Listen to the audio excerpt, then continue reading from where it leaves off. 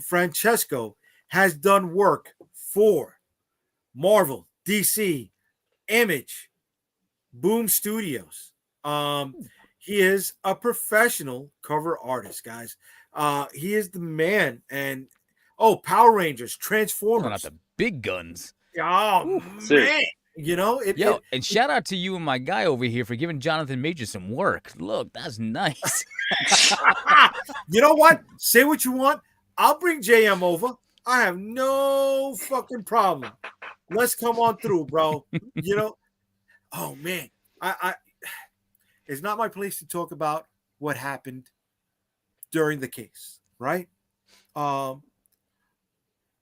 If anything, the biggest downfall for Jonathan was letting that relationship go on for as long as it did.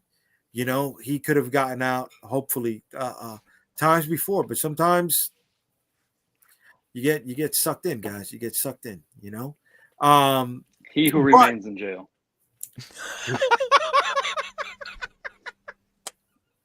I said that out loud. My bad.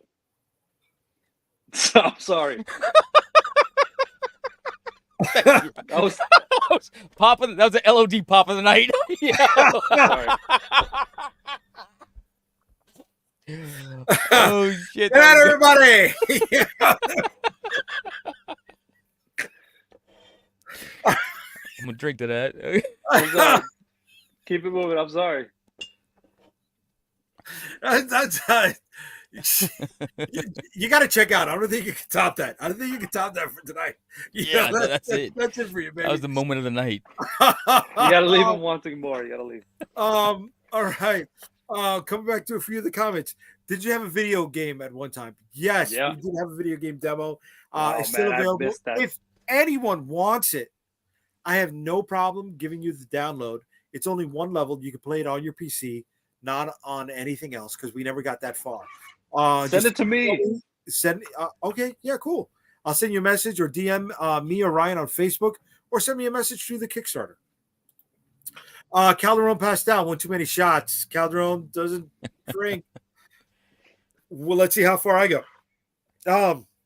Lightweight. RJ, from teaching me about comic books for the first time I met you with Prime from Malibu to having your own universe, it's too cool. So that is a very deep cut. For those of you who don't know about Malibu's Ultraverse, when Image left, when the Image founders left Marvel, they utilized Malibu Comics to help them establish themselves in the direct distribution market. When they took off from Malibu, they were left holding the bag, but they had a ton of money from what they made off of those first Image issues. And what they did was started their own universe called the Ultraverse. It came out 92 to 95. And their title character was Prime. And that's what RJ was talking about. See, comic books, man. Another deep cut. Yeah. Some people know football stats, baseball stats, car stats. I know fucking comic book stats. I can't make money on comic book stats. I'm trying to make money with the comic books that I'm making, guys. I gotta. You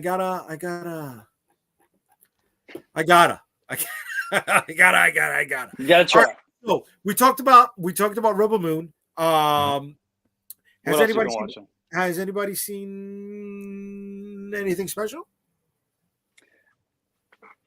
I've been watching old movies lately, so that's not a topic of discussion. Old movies, okay. Throw some stuff, rattle some stuff off. All right. So Disney dropped Echo, the full series on Disney Plus. Pretty cool. If anybody watched the Hawkeye series, the character she was introduced in that series, I liked Hawkeye. I did too. I dug it. I loved again, deep cut. They went to Broadway, right? And when we were kids, they were promoting a Captain America Broadway play in the early 80s that never manifested. So for us to get that in the Hawkeye show was a great deep cut for people. But she debuted in that, and she was given 5 episodes. It's getting beaten up all through Rotten Tomatoes. I think it had like a 70% Rotten Tomato score, saying it's the lowest. That's pretty good, though. Scored Marvel thing ever. But the Echo series was pretty good, dude. So explain to me. Well, don't ruin anything. Don't spoil anything for people. But I Okay, saw Kingpin in the promo. dude, Vincent D'Onofrio is the man. Oh my god, I felt he was lost as Kingpin because he would have made a fucking amazing Lex Luthor in anything. I mean, if anybody knows what I'm talking about, early 1980s John Byrne Lex Luthor was Vincent D'Onofrio. Yes, he's the Kingpin, but they walked hand in hand, guys. And the series was pretty cool. Vincent D'Onofrio again carried not just Echo, but any of those street level Marvel shows. Adds gravitas, adds credibility, adds depth. I mean, everything So from his. he had major role in this. Oh, he had a major role in Oh, this. so that's reason enough to watch it then. So what's the point? What's the reason why it's scoring so low? I mean, people complain about the Skrulls. People complain about the Marvels. People complain about just about everything that's been put out there because rightfully so, it's dog shit. But now you get something more grounded, which is what I like. I like the grittiness. I like the more realism to it. You know, kind of like what Christopher Nolan introduced us to with his Dark Knight trilogy. Okay. But now they're shitting on this. Why? Where did they miss? What's the problem? He's shitting on this. I think it's the whole you go woke, you go broke culture that's carrying over, because it was getting these scores. It was getting because it had a female lead. People are shitting on it. That's it. Yeah, the female lead, minority lead, and I don't know why, dude. It's short. It's 5 episodes. So I plan on watching this, all right? And I've never watched the Netflix series. So to see D'Onofrio in Daredevil. Daredevil was great. That one was great. The other is whatever. Didn't watch those. I do have interest in the Punisher. Jay and I were talking about that earlier. But in this one here, I feel like there's so much D'Onofrio in it, and so much Kingpin, so much emphasis on that they took the liberty of saying, hey, let's surround it around her, who's an unknown character that nobody ever gave a shit about, instead of saying, hey, let's make it about Kingpin, and she's a part of that world, and we know that she's connected to him, but centering it on her might have been the big problem. I don't think it's got to do with ethnicity or the female lead. It's just a fucking throwaway character. No, because you know what? They took the formula of the original a Donner Superman movie, okay? You cast the lead as the villain. Same thing with Batman. All right, we knew who Michael Keaton was, but Jack Nicholson as the Joker was the draw. All right, you keep Vincent D'Onofrio as the Kingpin, as the villain, and you can experiment with the younger, untested actress. Right, the villain is always more interesting anyway. And of course, but make the show title about the villain. Like they didn't call Superman Lex Luthor because of Gene Hackman. They didn't call Batman Joker because of Nicholson. So focus on D'Onofrio here. Call it King because nobody knows what an Echo is, especially if you're not. Yeah, but they didn't call it Lex. Hawkeye. They didn't call it Lex Luthor. They called it Superman. They didn't call it Joker. They called it Batman. Superman. But those Batman, characters are very different from Echo. Yes, exactly. Big difference. I got you, but Vincent D'Onofrio wasn't even marketed. You know, let's chime in with somebody. Oh, there he is. Sorry about that, guys. I mean, I had to take care of business, and then of course, after I'm done taking care of the business, the wife calls. Oh, hey, that's the listen. Well, she's in Miami, so I got to pick up the phone. So, one of the guys chimed in over here.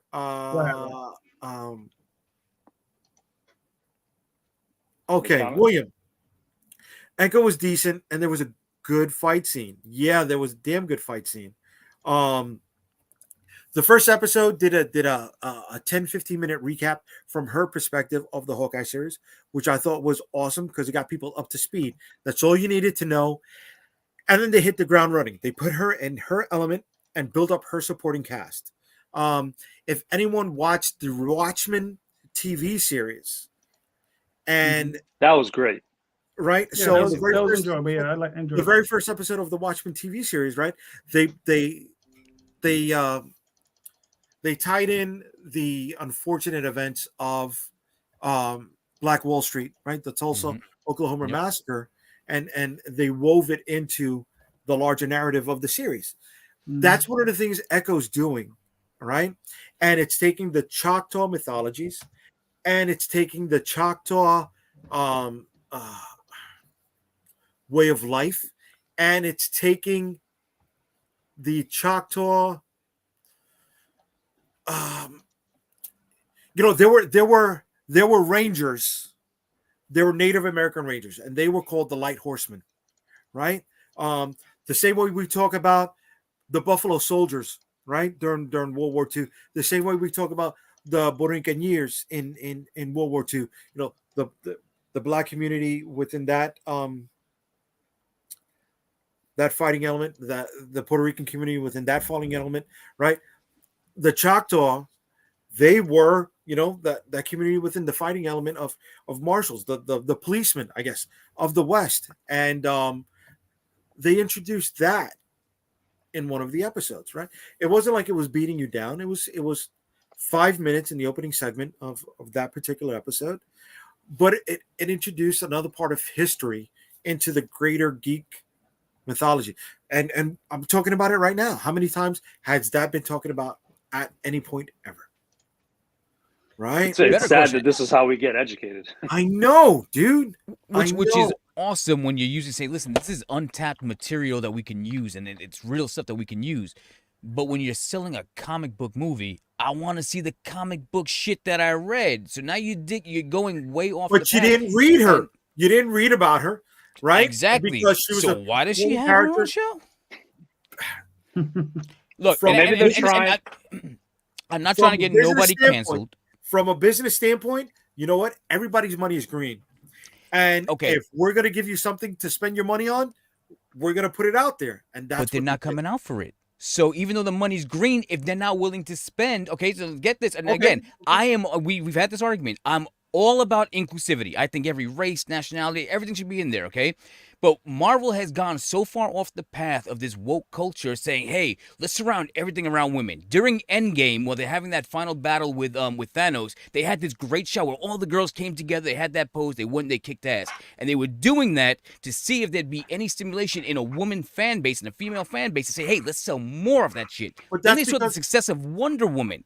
Okay, when the Black Panther died, it only made sense to make the sister. But they're like, hey, fuck it, let's do the Marvels. Let's put Thor's hammer in whatever the fuck the girlfriend's name was. They started going very heavy on the female aspect. The females aren't the ones who in the 90s and the 80s were reading comics and buying comics and playing with the action figures. They only like the cosplay action of it because it gets them some real life action of it. And again, I love the inclusivity, but if they're making so many female-centered movies, one, you're taking away from the main demographic that is spending the money, and where are all the females coming out to support that? You know what they supported? Barbie, because that's what they fucking did. They didn't play MCU. Not one fucking woman owned these little action figures. They didn't even make them because they had no interest. So you're targeting to a demographic that don't give a fuck. So why would you do that? And now I'm turning away. I ain't watching. For right now, you think they don't give a fuck, and I'm gonna add yet to it because you're a wrestling guy. You are the wrestling guy. You're my go-to wrestling guy. All right. In the 80s, we grew up. Medusa, Wendy Richter, Fabulous Moolah. All right. It did not take off. In the 90s, the edgy WWF kicked off the Diva. Right. I know where you're going with this, but I'm going to shoot your shit down. Just be prepared. Today, in both WWE and AEW, women's wrestling is a focal point, not a side attraction to the greater narrative. 100%. If But it did wasn't, they cancel Monday Night Raw, NXT, SmackDown to give them their own show? No, because nobody would tune in. And then what they do, they end up losing the male demographic. Like, I ain't signing up for this shit. The women's wrestling is phenomenal. I love it. Sometimes it's better than the men. But if you made it predominantly about that, I'm like, where's the shit that I actually want to see? And I'm not saying it's got to be male dominated. What I'm saying is that's what I grew up watching. That's what brought my fascination. When you start taking that away, now you lose my attention and my money. Okay, hold on a second. They don't wait, so hold on. Are you telling me you're not interested in the new Ray movie? Get the fuck out of here. And when that bitch came out, and I'm sorry I called her a bitch, but when she was like, "It's about time there's a female director," bitch, shut it the fuck down. I want to hear it. Well, you know, She caught so much heat just for saying that. And Kathleen Kennedy like, "Shut the fuck up, bitch! I gave you a job." dude, Tetris was one of the greatest selling video games of all time because Got women no were dick. playing What are you talking Tetris. about? They weren't playing Excitebike. They weren't playing Hey. Russian Attack. They weren't playing NBA Live. They were playing But there was no Tetris. gender on there. You didn't take a male Tetris and cut the dick off like, hey, we transitioned into a female version. It didn't happen. It didn't happen. So you're You've been in fucking with Florida too something. long, Derek. Listen,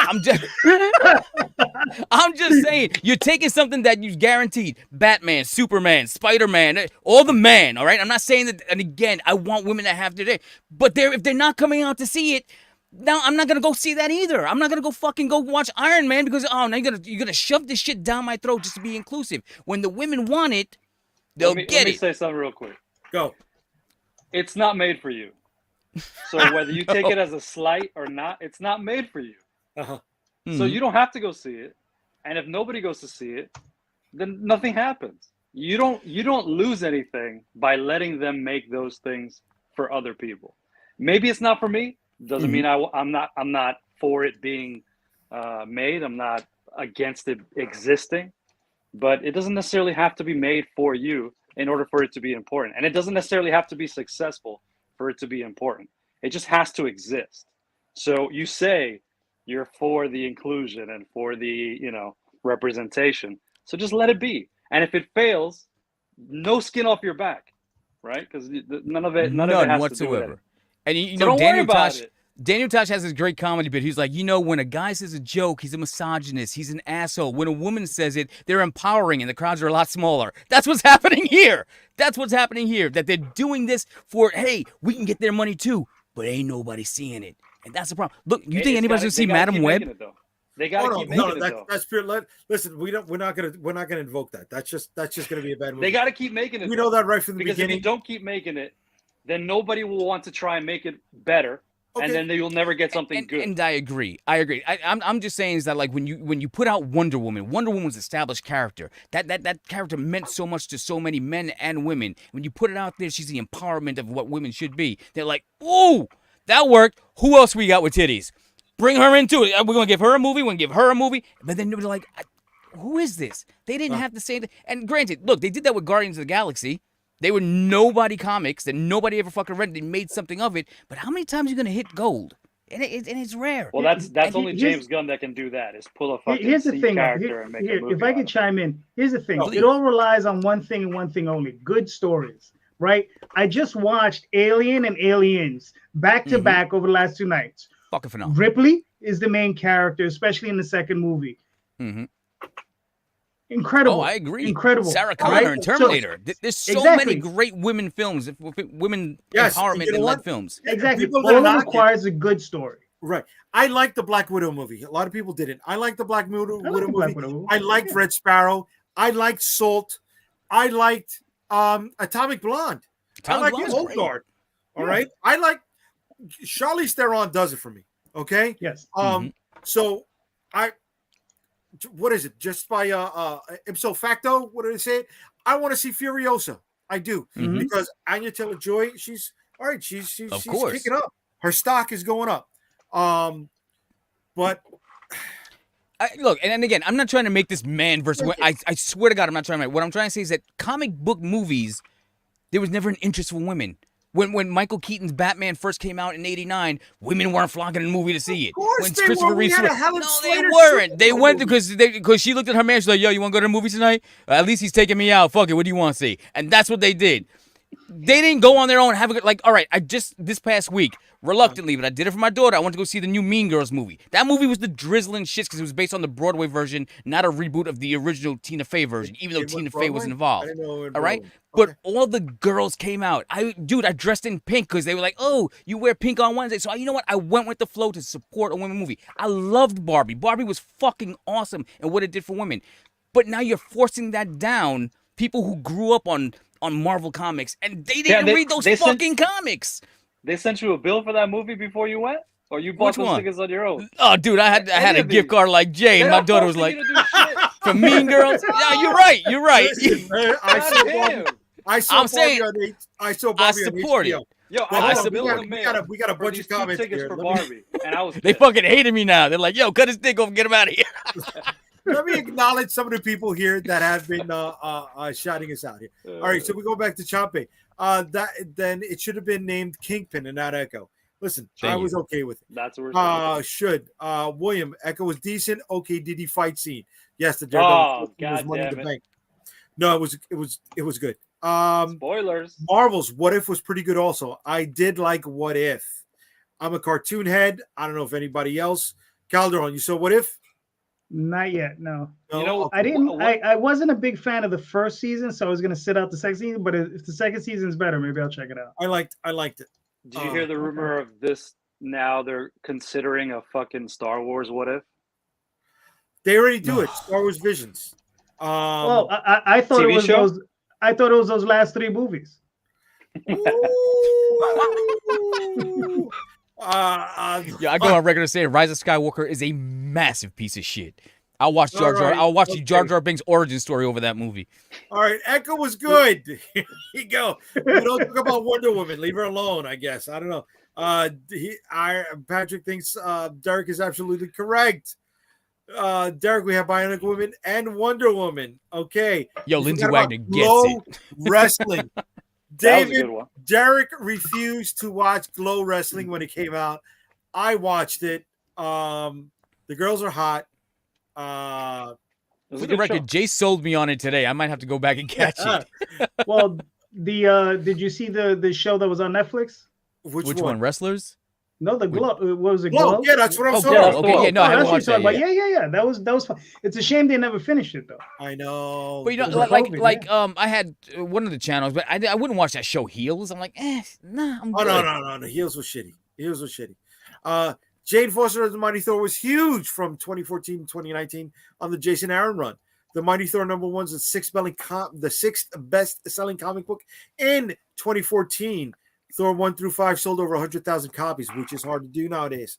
More than Thor, the Thor Odin's son title, the main male Thor.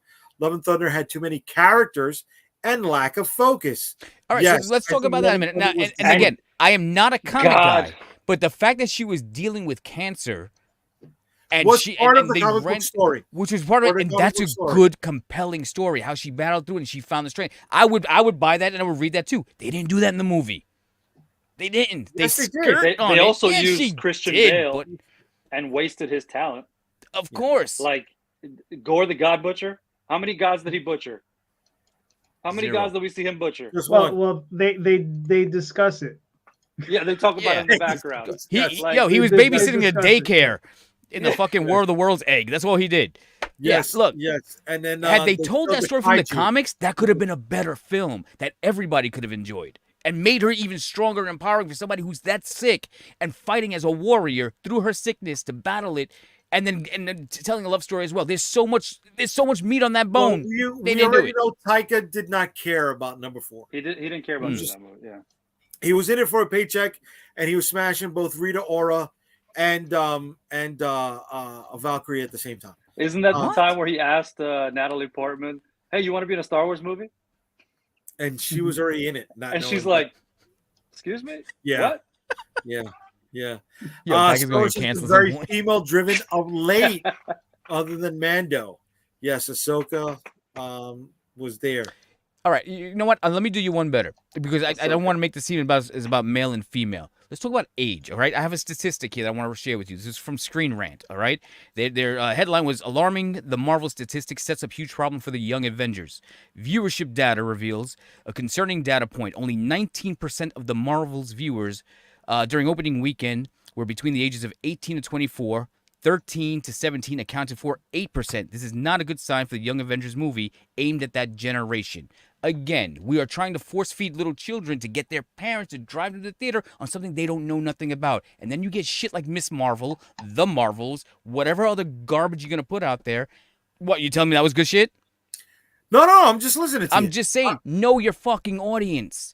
You had them for 15 years, and the money's just rolling in. And the minute you go off to her act to try to cater to everybody else, you shit the bed.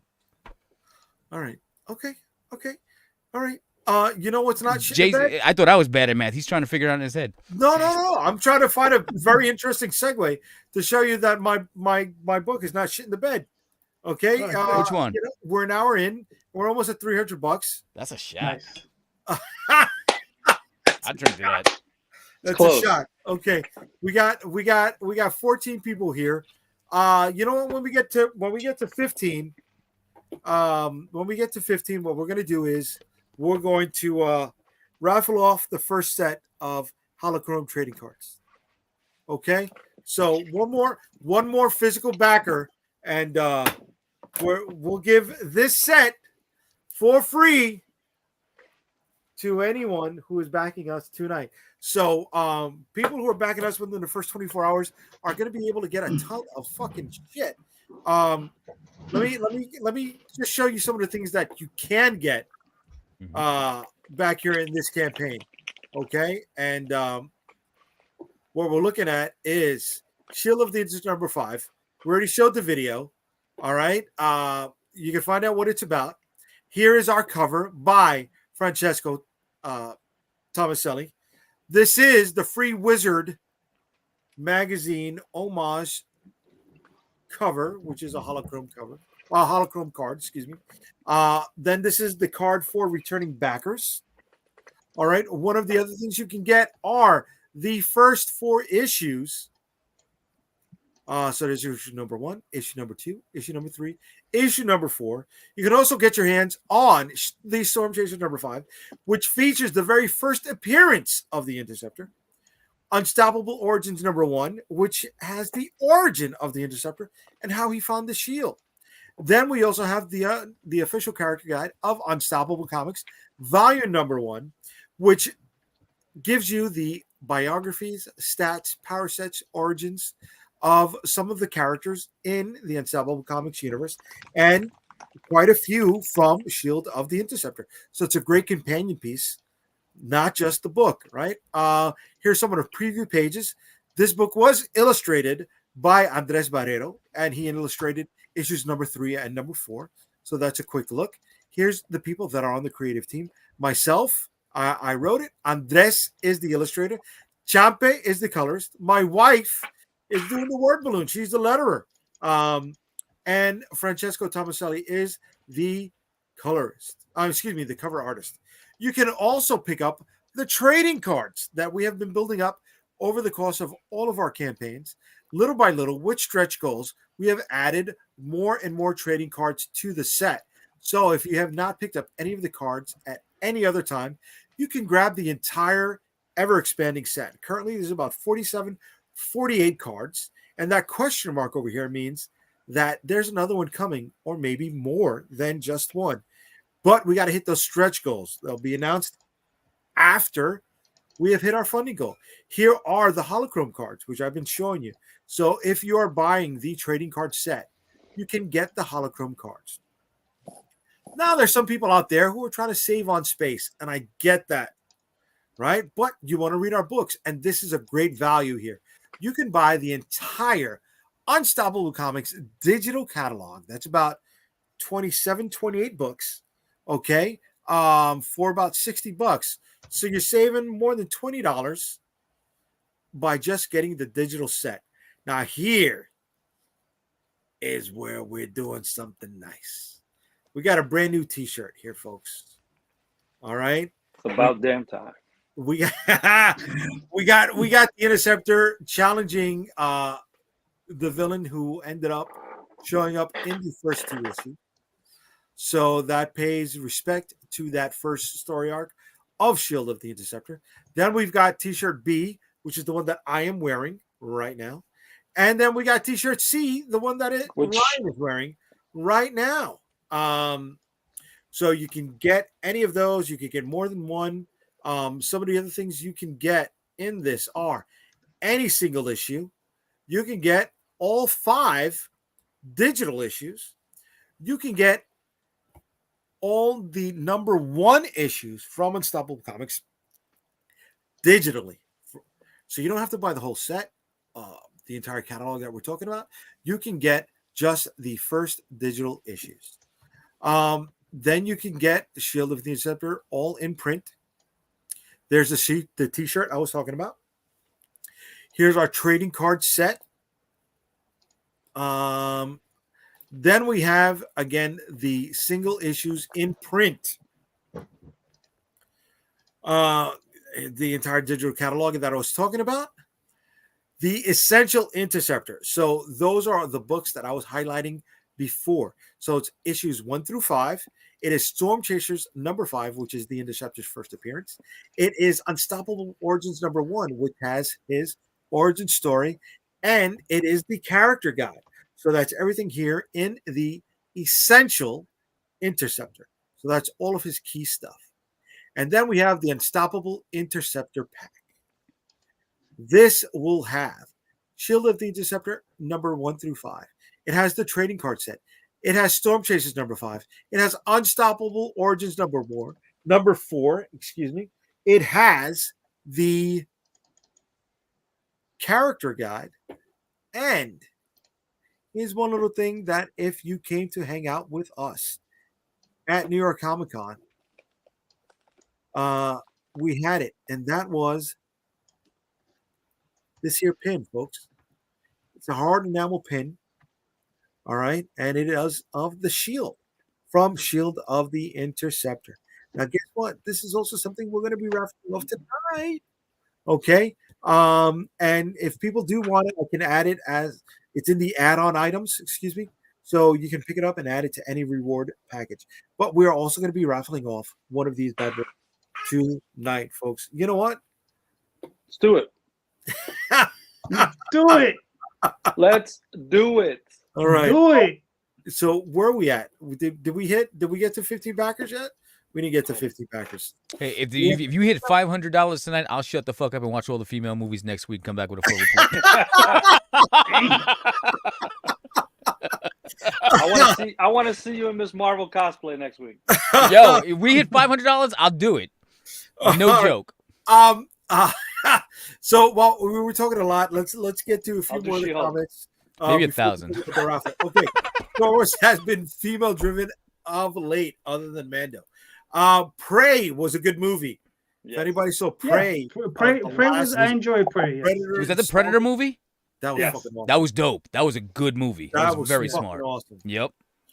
Here we go. David chiming in again. But then again, we had movies like Heathers, The Craft, that were female driven and good. Yo, Dave, I watched Heathers the other night. That movie does not hold up at all. Oh, I don't know how it held up back then, but that movie sucks. You know what? That was a pre-Tide Pod because Christian Slater got girls to drink bleach in that flick. And then a lot of this younger generation is now buying manga over traditional comics. Marvel and DC have stated producing manga books to get them interested in their product. Yeah. So they're converting their old stories to manga to gear towards a new generation, or they're just telling new stories in manga? I don't know. I think it's a great strategy. They're doing a combination of things. One of the things is to rescale and resize the stuff so it's closer to that format, because that's part of it. The other portion, because also the thing is with that formatting is cheaper because it's less expensive to print, it's less expensive to ship, and if they print it on newsprint or something comparable, it's the weight on it they're actually very light, so it is cheaper to ship it. The other thing they're doing is they've already licensed out, I think, Spider-Man to a manga, and they're producing a manga of Spider-Man. DC has like Batman and the Joker and all this other stuff. And that's selling good for them, for DC? I think it's doing well in Japan. I think it's doing well over here. As far as what the numbers are, I have no idea. But they're moving forward with it. So, Jay, you need some manga, whatever they call it. Yeah. You know what? When I try to chase the cart, I end up screwing everything else up. But earlier today, I was talking about our cover artist for issue number 5, Francesco Tomaselli, right? Let me show everybody some of the stuff that he has done. All right, that's his Green Lantern cover there, folks. Oh, nice. Drop the All right. Gangster pose. Did I lose it? Right. That is that. Then we got his Superman cover. Wow. All right. I don't know about you guys, but this guy over here, Superman's face looks like the guy who was in Baby Driver that was also in Mad Men. What's his name? Ansel Elgort. Oh, John Hamm. John Hamm. That Yeah. looks like John Hamm Superman. I think he looks like a madman in the Clark Kent suit. Yeah, look at that. No, yeah, nailed it. Yeah. He also did Darkwing Duck's Justice Ducks What? cover. Yeah. Love way to go. Darkwing. Dude, this guy's talented. Oh shit.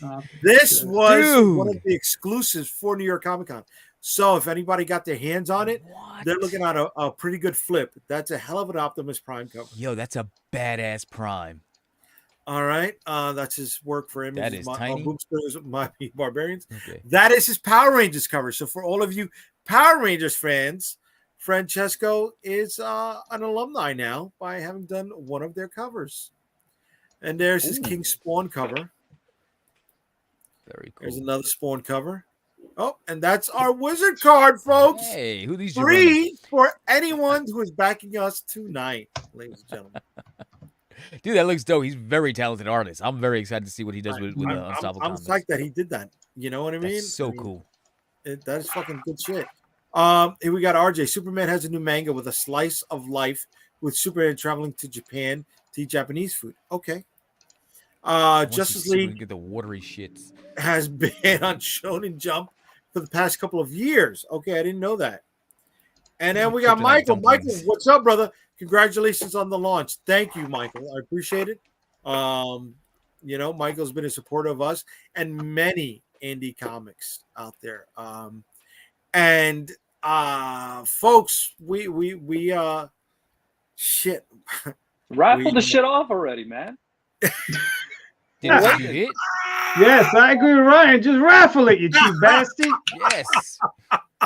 Give God. people what they want. So we're at 15 backers.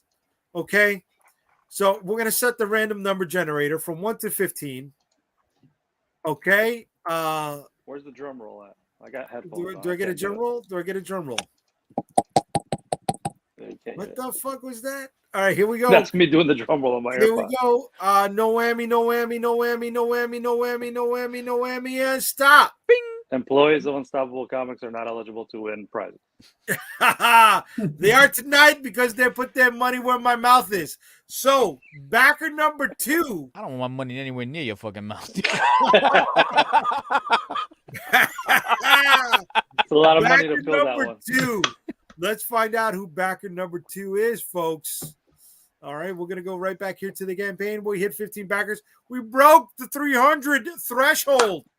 That's So, another Yes. shot. $193. Another shot. Okay, And another shot. you will force Derek Gordon to watch all of those female-driven flicks. No, that no, he no, was no. I talking said about. at 500, 1,000, I'll dress up as Miss Marvel. At 1,000, you'll dress up as Miss Marvel. And back at number 2, JD Calderon. What? Oh, nice. Yeah, had to win it at one time. Mr. Calderon gets his hand on all of these 4 things right here, folks. All right, You know baby. what? Do it again. Give it to somebody else. I already have the set. I think that's fair. Okay. That's Give it fair. to somebody. I'm serious. All I mean, right. give it to So somebody. generous. That's so Okay. gracious. Besides, We'll do he owes me a full set anyway. He owes. You don't want nobody to say this, the game is rigged. Yeah, exactly. Wait, Work. okay. And all when he right, doesn't here ship them, he saves money on them. Right. we go back to the random number generator.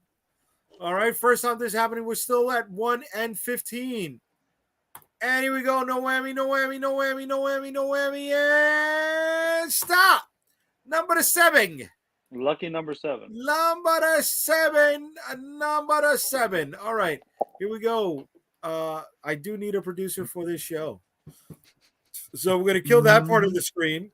Yeah. Don't Just forget check that the tomorrow list night. before you pop it up on the screen, Jay. Yeah. Hold on. Stop a screen. Yeah. You know what? I'm gonna stop making fun of you when you're producing your shows. Here. Okay. Mm-hmm. All right. So backer number 7. Backer number 7 is.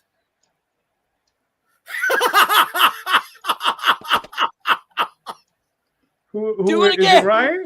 That's why I told you to not show the screen, man. 7 was Ryan. Oh no! Look at this. We're gonna have to do it one more time. unlike you, JD, I don't have the cards, so I still need some shipped to me. Oh Gotcha, shit. gotcha. Okay, so you know what? He's gonna get it. He's gonna get it. But one more time, we're gonna do this. All right, Gotta so give I'm it to just somebody giving who's not on screen, away, I'm man. just They gotta giving away go. 3 Yeah. motherfucking sets. Look, Derek, you're up RJ, next. For the record, RJ I'm not said- backing it yet. RJ says it's fixed. All right. Here we go back. Here we go. Glenda, you folks. won. All right. No whammy. No motherfucking whammy. No whammy and no whammy. And stop. Number No. 9. That better not be your 9. sister. That might be your sister or your wife, bro. Here we go. All right. We're going to show who's number 9. Lucky number 9 is none other than Damon and Penny Griffin. There we go. There Yeah, you go. all right. Give it up for Damon and Penny. There you go. Damon, Penny, you will be winning this set right here of 4 holochrome trading cards. Anybody else wants to buy this set as an add-on? It's going to be $20, and you get yours for free. You know what? I'm gonna fuck it. I'm feeling good. It's Dad's birthday. We're gonna give away some more shit. You know what, Damon? I'm gonna add the hard enamel pin to that right there, brother. That's a badass Nice. pin, though. So That's a now badass pin. $30 value. And those cards are money, dude. Those cards, I like it a lot. That's a $30 I should back value. this shit. I will be waiting for my goddamn card. I mean it. I want my card. You're gonna have to pick that shit up, son. And I know we're an hour and a half in, but just Yeah. to get on my original point of being generous and backing this thing, when was the last time Kevin Feige sent you some shit like this? When was the last time RDJ sent you some shit like this? Yeah, Come on, boy. for real. This is true fan engagement. Thank you. Yeah. Well, they also show up at children's hospitals and stuff. I just Well, then get into a fucking hospital. I don't know, dude. Feige does? all right. So let's check out some of these comments over here. We said Michael said congratulations. Thank you, Michael. David, it says time for shots. Shit, we got All right, let's do it. Yeah, we broke 3. RJ wants a recount. He says it's fixed. And William Definitely says fixed. somehow Dirk wins and he didn't even back it. All right. God damn it. I'm gonna die tonight, guys. Dad, I'm coming, Daddy. All right. So we talked about Rebel Moon. We talked about Echo. What else are we gonna? What else you guys watching? What else we got on the docket here, guys? Did I want anybody some real see movies. Godzilla -0? I've been wanting to see that, man. I hear great things about it. It's a Yeah, I good wanna see movie. that. It's a good movie. Yeah, It's not I hear like streaming the yet, best right? thing is like the human factor in it, which the Yes. Godzilla vs Kong doesn't have. And Yeah. I'm really interested. I just can't find a good spot to find the God- that's playing it out here. Yeah. In this Godzilla movie, versus Kong. Godzilla's a force of nature. That's what it is. Okay. He could be a storm, he could be a tornado. I mean, that's his role in the movie. But the role is really about the people Yeah, in the film. that's pretty So, dope, yeah. man. I've heard nothing but great things. It's on a lot of top 10 lists, so Yeah. I'm definitely in if I can find it. Yeah. Mhm. Yeah. Yeah, it's not out streaming yet. I don't think so. No. Can't pirate it yet. But let me see. I caught Reacher recently. Reacher's been good. That's been pretty good. There's a lot of buzz with that guy to play Batman. I was just gonna say that. What do you got? Where you guys stand on that? I'm in. He's I like him. too beefy for Batman. Superman. Yeah, Is he he's a though? little Like too half, big, yeah. half of the Batman are that beefy in the comics. And How do you some of the move? animated Batman's supposed to be features. a fighter. Yeah, big Yeah, guys he's like supposed that. to be are not- ninja-like, but still, like, he's definitely no Robert Pattinson. I'll tell you that. yeah, no, definitely not. But I want my Batman a little bit more svelte. You know what I'm I'm guessing the saying? consensus is that we don't like emo Batman. I like the movie. Yeah, I did too. Mm. Third act I was don't a little know. long, but okay. Yeah, I don't know. He's Wait, wait, so you're talking about the Robert Pattinson movie? Yeah. Listen, The that, movie was that good. director. Listen, that director could have stuffed anybody in that costume because that was a Mhm. director's movie. That if you'd have watched, if Yeah. you watch that movie, anyone could have been in that. I could have been in that costume. It wouldn't matter. No, you wouldn't know. Mhm. You know, yeah, I wouldn't fit in the costume, but that's besides How the would point. How would the cowl work with my beard? You think I'd get away with it? I think so. It would just be straight black. You know what? You'd be David Harbour in Black Widow. Did you see when he put on his Russian Yeah, Captain America? Yeah. Russian Captain. When he put on his costume, he had the fucking beard coming through the mask. Mhm. He was like, Yeah. It's good. So it was a joke. Okay, I got you. I'll look like a joke. All right. But look, Reacher's been kicking butt. I like it. They're already starting to film season 3. Oh, good. Aren't they supposed to drop? Speaking of the Batman, aren't they supposed to drop the Penguin TV show? That's supposed Sometime to be this year, right? I have no interest Colin in that. Farrell. That's the thing. Everybody's talking about, the female empowerment, that you're not going to support that. I don't want to fucking see the Penguin thing. Why Just not? like I don't want to see the fucking Joker thing. Oh, dude, Yeah, I I don't know if Joker Nothing thing. for me. Yeah. I don't know about the what second what Joker. what yeah, what did you not like about the Joker? What I like about the Joker? The Joker is a force of nature. The Joker did not need to be explained. It did not need to be Mr. Saturday Night. I don't think not they did need that, to though. be. I will say that the 1970s New York. Joker needs Batman. Like they have to be together, one way or another. So this Joker, having been what, years before, 20 years before Batman, does not make sense to me. Right. My favorite Joker is Killing Joke Joker, but obviously that's an origin, right? He has an origin there, but he does not exist without Batman to me. So why? I don't know. Like it was a good movie, but I don't know if that's necessarily the Joker that I would like to see. See, If I that took makes sense. something else out of that. Like, I appreciated it. I was confused the fact that Bruce Wayne was a little kid, a little tot, Yeah, and you're dealing with this yeah. Joker. And you're right, Batman and Joker are like fucking ham and eggs. So it's like, Yeah. But what I liked about it was that the realism of them taking somebody with mental health issues and how society turns them into a villain. And that realism was so fucking. It was they nailed it. You It was could have told that story without the Joker. You can, but at the bro, same time, taking Joker But- and using that character, and then having the inspiration of Martin Scorsese's Taxi Driver, really just like brought that realism that it could happen. Like I could see somebody losing their fucking mind and just wanting to take out their vengeance on society for the way they've been treated. Now this Okay. next one's a musical. I'm concerned, but I'm all in for it because I love Todd Phillips and I love I'm not Joaquin in Phoenix. for it. And you know what? In Taxi Driver and in Falling Down, the protagonist, because they weren't the hero, the protagonist got their comeuppance at the end of the movie. The protagonist did not get the comeuppance in the Joker. He Well, did did it even happen in the Joker? I don't know. Right. Right, Calderon, though, you were going to say That's something? one of the theories, right? I was So- gonna say it'd be really interesting if they pull up the 1968 version of Batman to fight this current version of Joker. I think that would make a great movie. With Cesar Romero? No, the current what was his Phoenix against Phoenix? the Joaquin Phoenix with the 1968 Batman. I think that would be funny because I think he can bat spray him and win the fight. Maybe pull out. I can't believe I went for that. I like the Cesar Romero asked. fucking Joker. I like Yeah, Cesar man. Romero. Latino Joker, man. I like that. Yeah. Yo, he had the little pimp stash. He had the switchblade. Say, "What you want, some motherfucker? You want some shit?" And I was like, "Oh, I like that." He needed the pimp stash for his boyfriends. Whatchamacallit? But I like that. I like the Jack Nicholson Joker. I like the Heath Ledger Joker. I even like the Suicide Squad Joker. I like the concept art. I didn't like the execution. When I saw Jared Leto tatted out, and I was like, okay, that's complete. Because you're coming off Heath. Heath just won an Oscar. That's one of the most iconic Jokers ever, if not the benchmark of Joker. And then you're like, oh, man, I got to follow that.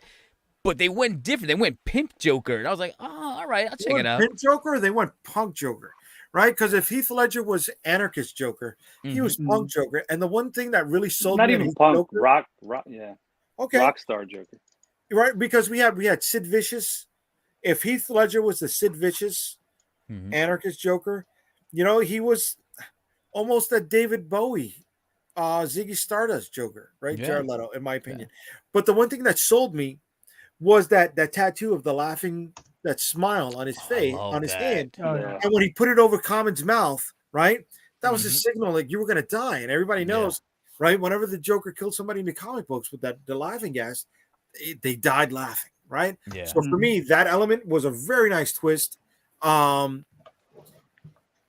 It didn't win for everybody. But that was like a morsel of Yeah. the entire mess Yeah. that was that. You see, I don't think that they explored him enough in Suicide Squad. So I would always be curious to see the Ayers cut, which we're never going to get the Ayers cut released. No. But I'd like to deep dive into that Joker and understand what made him tick. We never got there. And we never will, because that whole universe is gone. What do you think of talking about Matt Reeves' Batman? What do you think of the potential of seeing Barry Keoghan's Joker? We got a little glimpse of him, I guess, in the deleted scene from the Batman. But this is the Joker that I guess. Again, I'm not a comic guy, so you guys correct me if I'm wrong. That he took off his face and had it sewn back on. I think that's the Joker we're getting. Spider Run. Unfortunately, in my opinion, Saltburn did not do what it needed to do for Barry Keoghan's career, so they're not going to push him. Not financially, but critically, it did. Critically, he got nominated for a Golden Globe. Oh, he did. Oh, yes. I didn't know that. And had it come out earlier, I think I would have probably won more. And I think he's already tied into the next Batman anyway. I don't know. Is he? So they say. I don't know. They say a lot. It's so disjointed. It. They did announce the cast for the new Superman, though. Superman Legacy. What do you think of Nicholas Hoult as Lex Luthor? I like Nicholas Hoult. I like him too. I don't know how. I like Nicholas Hoult, just not as the Joker. Do you think he'll be better than Jesse Eisenberg? Lex Luthor. I was interested to see more of Jesse Eisenberg's Lex Luthor. No, because I don't like Jesse Eisenberg. But I'm thinking just to recreate Lex Luthor, the character from modern day, you make him a tech geek, right? And I'm like, oh, okay, that kind of makes sense. Modern. I don't know what route they're gonna go with this new guy with Nicholas Hoult, but I was curious to see what more they could have done with Jesse Eisenberg. I think the Eisenberg Lex Luthor didn't have the charisma that you would need for Lex Luthor, and I think Nicholas Hoult does have that. Yeah. Okay. Yeah, I agree. Maybe not the full on tech geek Facebook bro that. To me that was interesting. He was a little too neurotic. He was a little too neurotic, right? And that's what I don't think fit with Lex Luthor. It's like he brought over the Mark Zuckerberg from the social network. He's like, I want to do that. Just shave my fucking head. Lex Zuckerberg, Mark Luther. But Nicholas Holt's cool. I like him in almost everything he does. Even that's Catch a Redfield. Cool name, Lex Zuckerberg. I'm with that. I'm totally with that. Doesn't he have a podcast? Anyway, the Renfield. Nicholas Hoult was good in Renfield. I like Renfield. Oh my God, that was fucking funny. Hell yeah, that was low key good. Renfield. Yeah, that was another movie I saw. It didn't make my top 5 this year, but I liked it. It was fun. It was good. I liked it. And Nicolas Cage got to be, nuts. So all right. Between the three of you guys, Calderon, I'm gonna start with you. What was your top 3 favorite movies of the year? Ooh. Oh shit! I forget what even came out last year. Well, hold on. The thing is it's in no order is The Boy and His Heron, Godzilla -1, and wow, what else did I see? That even I don't know. Those are the only 2 movies that I remember. Okay. That came out in 2023. Okay. See, I'm much easier. I like good, fun action movies. Yes. They don't have to be deep. They don't have to be profound. I liked John Wick 4. Yes. It was a great romp. Okay. Yes. John Wick 4. Yes. There you go. That would make my list. The Mission Impossible that came out last year. I didn't even see it. Okay. What else came out? I had problems with that one.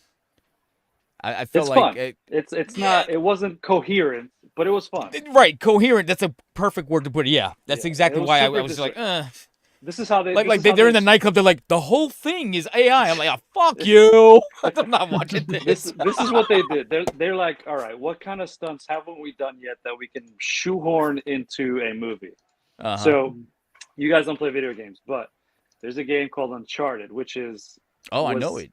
Yeah, it's basically based on Indiana Jones. Jones, right? Yeah. Oh my God, I saw Uncharted this year. It came out this year or last year? That came out 2 years ago, I think. Didn't it? Okay, thank God. No, yeah, it came out last year. You're right, February.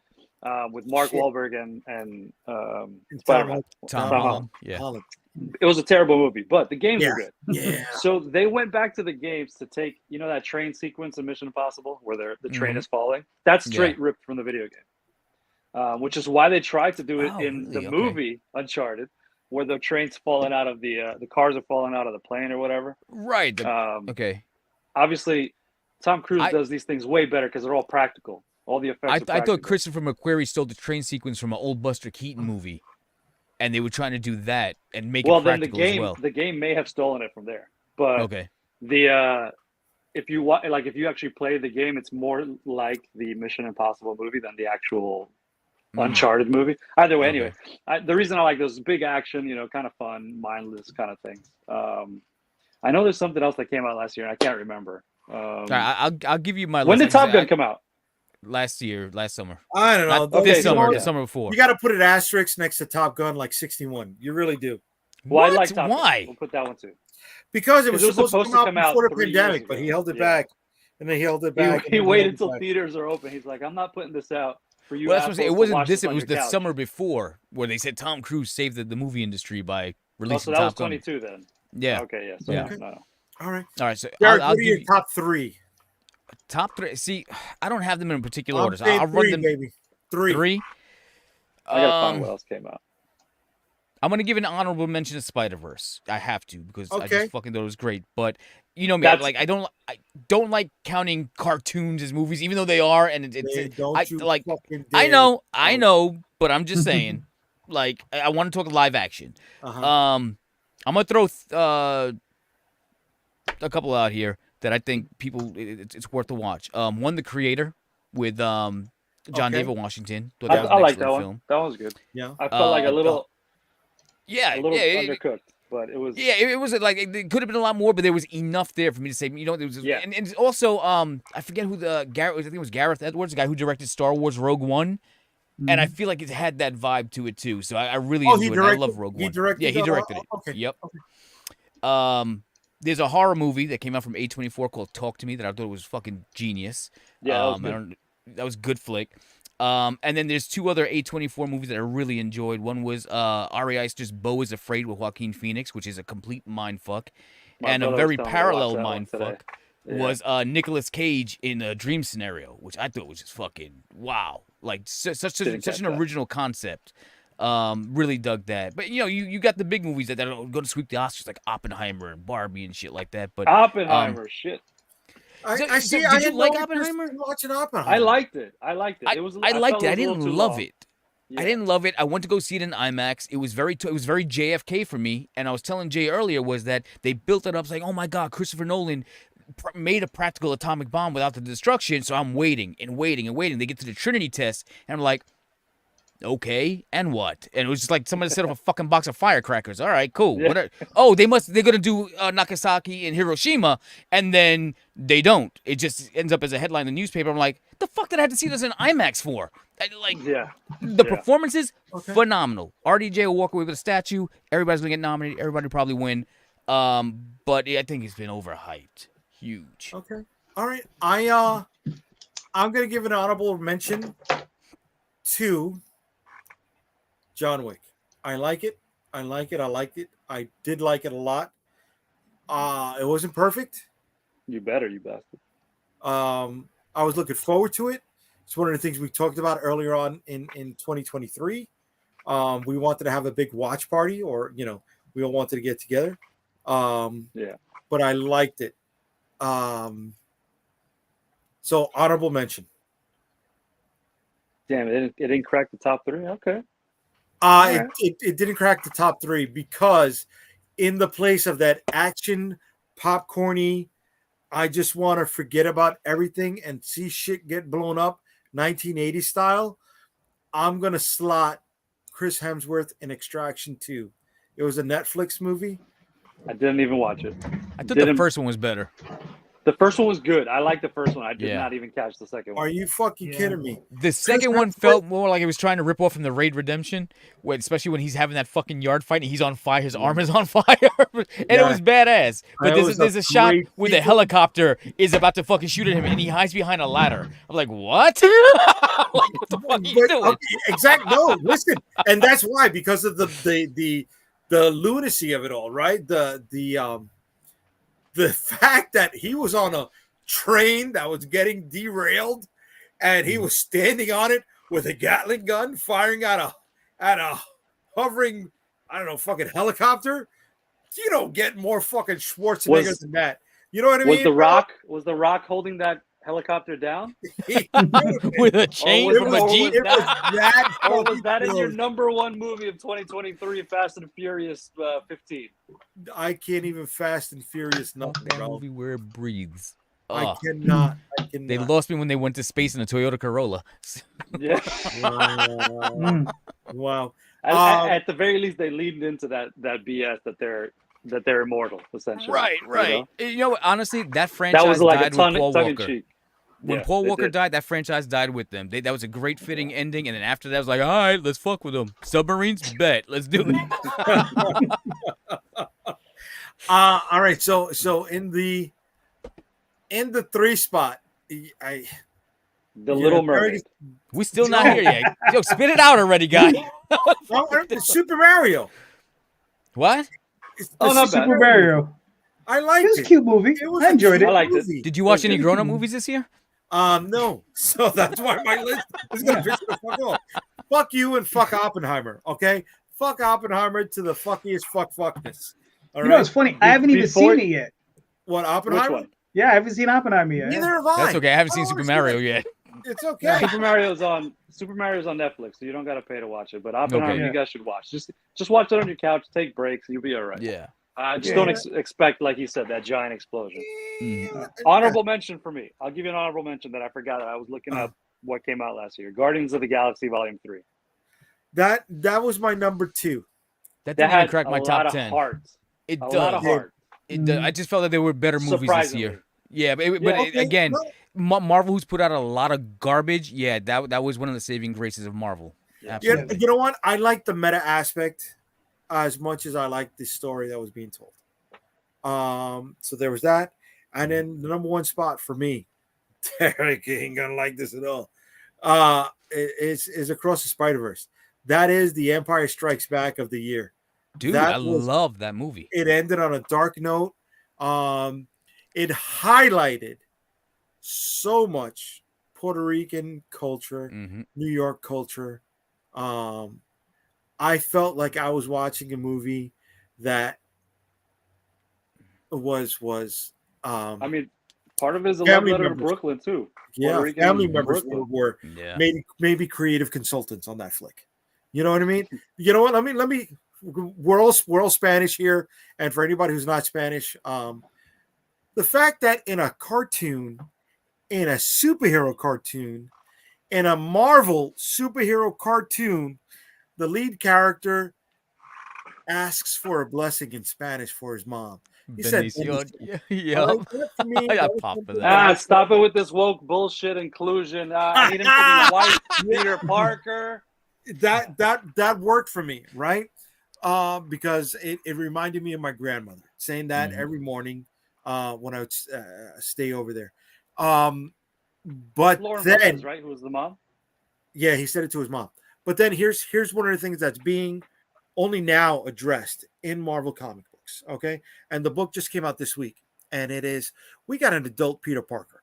We got an adult Peter Parker that failed. We got an adult Peter Parker that is trying to be a dad. We got an adult Peter Parker that will maybe eventually have to make the choice. Do I save the city or do I save my daughter? Right? We had an adult Peter Parker who failed in his marriage. Okay? We got an adult Peter Parker who not only failed in his marriage, but didn't give up on it. And he fought to get it back. All right? We got an adult Peter Parker who finally grew up. I don't know how many times, right? David is saying the Ultimate Universe. The stories of Peter Parker were always getting rehashed. Oh, it's the same thing over and over again. Well, you know why it was the same thing over again, in my opinion? Because he never fucking grew up. All right? They forced him to grow up. No. No? What do you That's mean? not the answer. No, that's not the What do answer. you mean? What do you mean? He said your opinion is wrong. The answer straight up is not that he didn't grow up. It's just that the writers they brought on weren't that good. That's all that is. Okay, you're saying J. Michael Straczynski wasn't that good? He's hit or miss. Okay, I'll give you hit or miss. He's hit or miss. I'll give you I've hit or read some miss. J. Michael Straczynski I'll that's give you hit or miss. excellent. I'll give you hit or miss. A material. But I've also read some J. Michael Straczynski stuff that's not. Okay, I'll give you Right? that. I'll give you that. And the thing is if you have to go get back that. and you have to rehash somebody else's work, you're skirting a line Right. there. But okay, so now by making him grow up, adding a little bit of stain to his polish, Mhm. you're able to explore a whole new realm. You know what I mean? You can dive so much deeper into his interpersonal interactions, and that in wrestling we used to call it rope operas, right? It wasn't just about what was going on in the ring; it was also the backstory, what was being highlighted backstage. So it's the same thing, right? It is the drama, the dramatic narratives that moves the story along, and we're finally being able to access that. But why though? That stuff's not really important. Because he's explored so much shit already. I just messing with you. I don't give a shit about Spider-Man. Yo, Jay's about to explode. I was like, yo, I'm just fucking with you guys. He was. I got two shits about Spider-Man is like one of my least favorite characters in the Marvel universe. I know, but you know what? Oh shit, that's funny. We've seen him fail. There was one good Spider-Man story ever written, and Craven was the fucking hero of that story. Oh, see, I don't like Craven. Oh, okay. man. And I'm not looking forward to the Craven movie that's coming out from Sony. No, that's a whole nother Sony needs that license revoked. Oh no, it was from last year. And it was a Yeah. movie you put me onto that I did not want to see. But when I finally saw it, I saw it maybe 3 or 4 different times because there were so many different fucking layers to the movie. And this was a 2022 flick. It was a summer 2022 flick.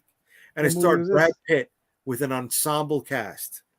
Oh god. No, I already Which know one? where this is going. Babylon? I'm gonna get off at the next stop. Oh, dude, that At the movie. next I stop love of- that movie. Bullet Train. Oh, Bullet Train's a Bullet shit, Train, dude. huh? I love that movie. Wait, that came out this year? That was last year. No, that was last year, 2022. Oh, okay. Dude, that would have been That was- high on my top 3. Dude, I love Bullet Train. I liked Bullet Train. Yeah. Mm-hmm. It was Bullet okay. Train worked for me. Babylon was a layered, tough flick. And I will say this, I shut off Babylon in the first 10 minutes. Mm. And Dude, it took me a that few movie months to get back to it. deserves. But It's once I so saw it and got underrated. all the way through, I was like, okay. Yeah, dude, that movie's a very emotional ride. I love that movie. I love Damien Chazelle's movie with the exception of First Man, but fuck, this Babylon. If you love movies, that movie will punch you in the fucking heart from different angles. Oh, I love it. But let me just say one thing about Spider-Verse, though, because it is high. It may not be in my top 3, but definitely in my top 5. I cannot remember the last time that I was in a movie theater and reached out to the screen like, no, you can't end it. No, just don't stop the movie yet. Like, holy shit, that cliffhanger just had me like, because the minute that they rounded up the crew, it's like, all right, damn, this movie's long as fuck. And then it fades away, it's like, no, don't end this fucking movie on me right now. I was so invested. That movie was phenomenal. Love that flick. You know, Derek, I got a theory with not personal theory, personal adage about Spider-Man, Miles Morales, and Peter Parker. Okay. And maybe you'll like this because you're a big Yankee fan, right? You're a bigger Derek Jeter fan than you're a Yankee fan.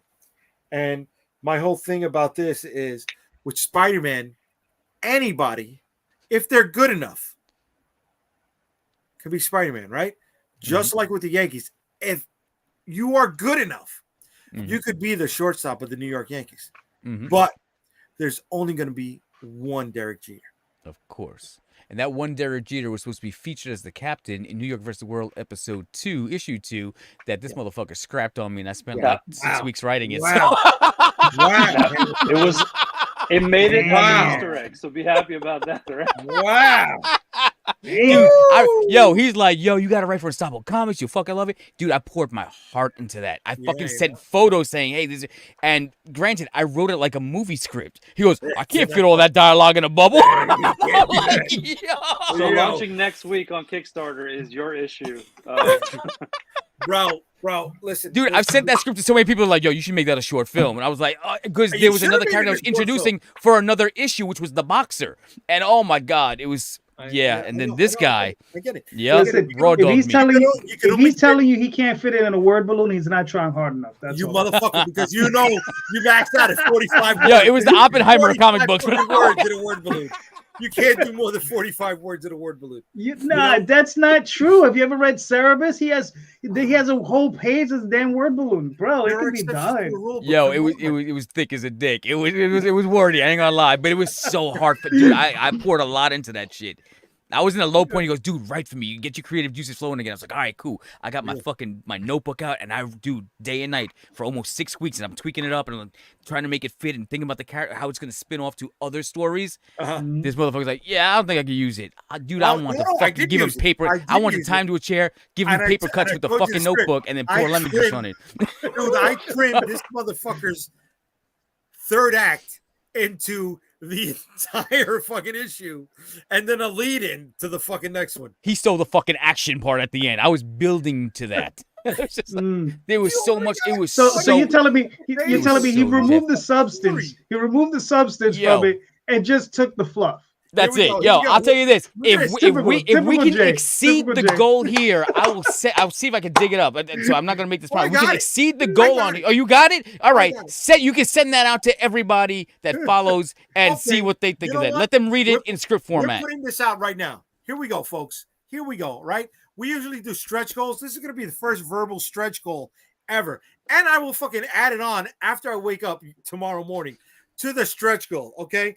Included in the first fucking stretch goal will be his script, because we didn't do the fucking art, because I don't have enough money to pay for 129 pages of fucking artwork for the goddamn script he did for New York versus the World #2. Okay. It was good. It was good. Right. But I want to put that up there. That's something you will not find anywhere. It's something that will never be printed. And if we're gonna do good for this, and you guys are that invested into Unstoppable Comics, and you're willing to dig deep in your pockets and share, then I would like to present that as my gift to all of you. Okay. I'll put that out there. Let me talk to the other writer here on the panel. He spent 3 fucking pages on one guy waking up from the fucking bed just rubbing his knees because they were sore. No, I didn't. No, it was when he went to the mayor's office and he was explaining to him that's the but where it got very wordy, and I get it, yes. But again, as a guy who makes comics, you take the good parts and you tell the story. You find a way to condense it. I did. I condensed it. Yes, you took the action at the end where he goes to Yankee Stadium and kills the zombies with a bat. The fuck out of here, dude. Whatever. He wanted me to say, "Oh, Derek Jeter wakes up and goes, oh, no, get the fuck out of here." But you know what he did? I played the editor to your fucking movie, right? And I was just like, this is not needed. Release the Gordon cut. Williams release the Gordon cut. He Weinsteined you, is what he did. Yeah, and I'm not talking about. Yeah, he took me in the room and fucked me, is what he did. He sexually assaulted my goddamn script, is what he did. If you see me walk into a fucking office meeting with a robe and flip flops, somebody's gonna get fucked. Somebody's getting fucked that night. Dude, it's crazy because, like I said, I was going through a creative, mental funk. That he goes, "Yo, I want you to write," and we rarely work because of this kind of shit, right? So together we don't work. So he gets me. He finally gets me in a vulnerable state. He goes, "Write for me. I'm going to publish it. And you're going to have it, and you sit side by side with me at the Comic-Con, and you sign it. Your name's going to be right there with mine, with something you wrote, something about you're passionate about." I was like, "God damn, you built me up, dude!" And I poured my heart into it. And then he was like, "Nah, I'm good." I'm like, "You motherfucker!" I felt bad. Never again. Never again. Prick. Dream killer. I'm offended right here. Damn. Alan Moore does not equal Derek Gordon.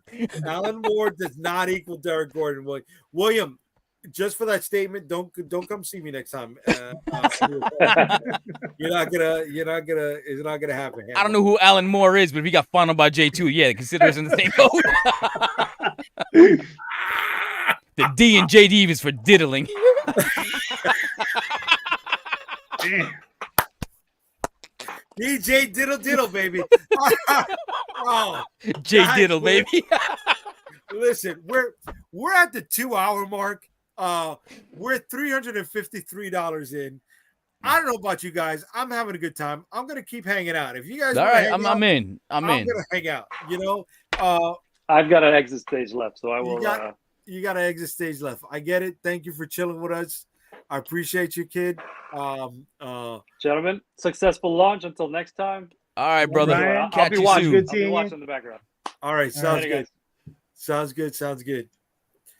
So Alan Moore does not equal Derek Gordon. Who That is ain't gonna Alan fucking Moore? happen. I don't know. I want to understand the reference. V for Vendetta. Watchmen. Watchmen. Okay.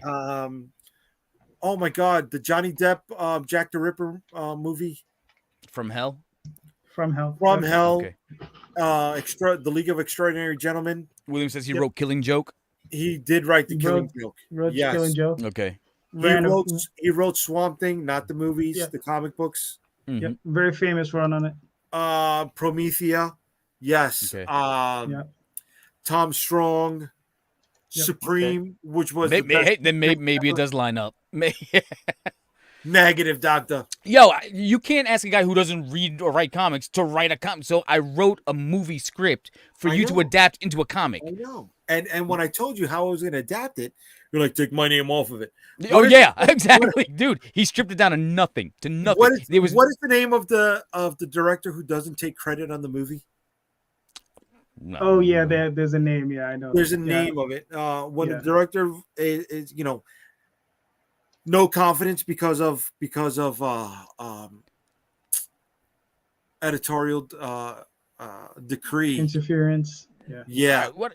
Either way, There we all go. I said, if it's not what I wrote, then don't put my name on it because I don't want to go and represent Alan something Smith, like, oh, that's there me. you go. It's There we not me. go. I didn't write Thank that. That's you, not what Flo. I wrote.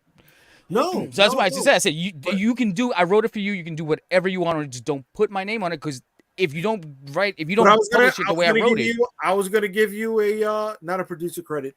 Oh my God. Co-writer. No. Co-plotter. Plotter. I was gonna give you a Co-plotter. plotter credit, but you were like, Mm.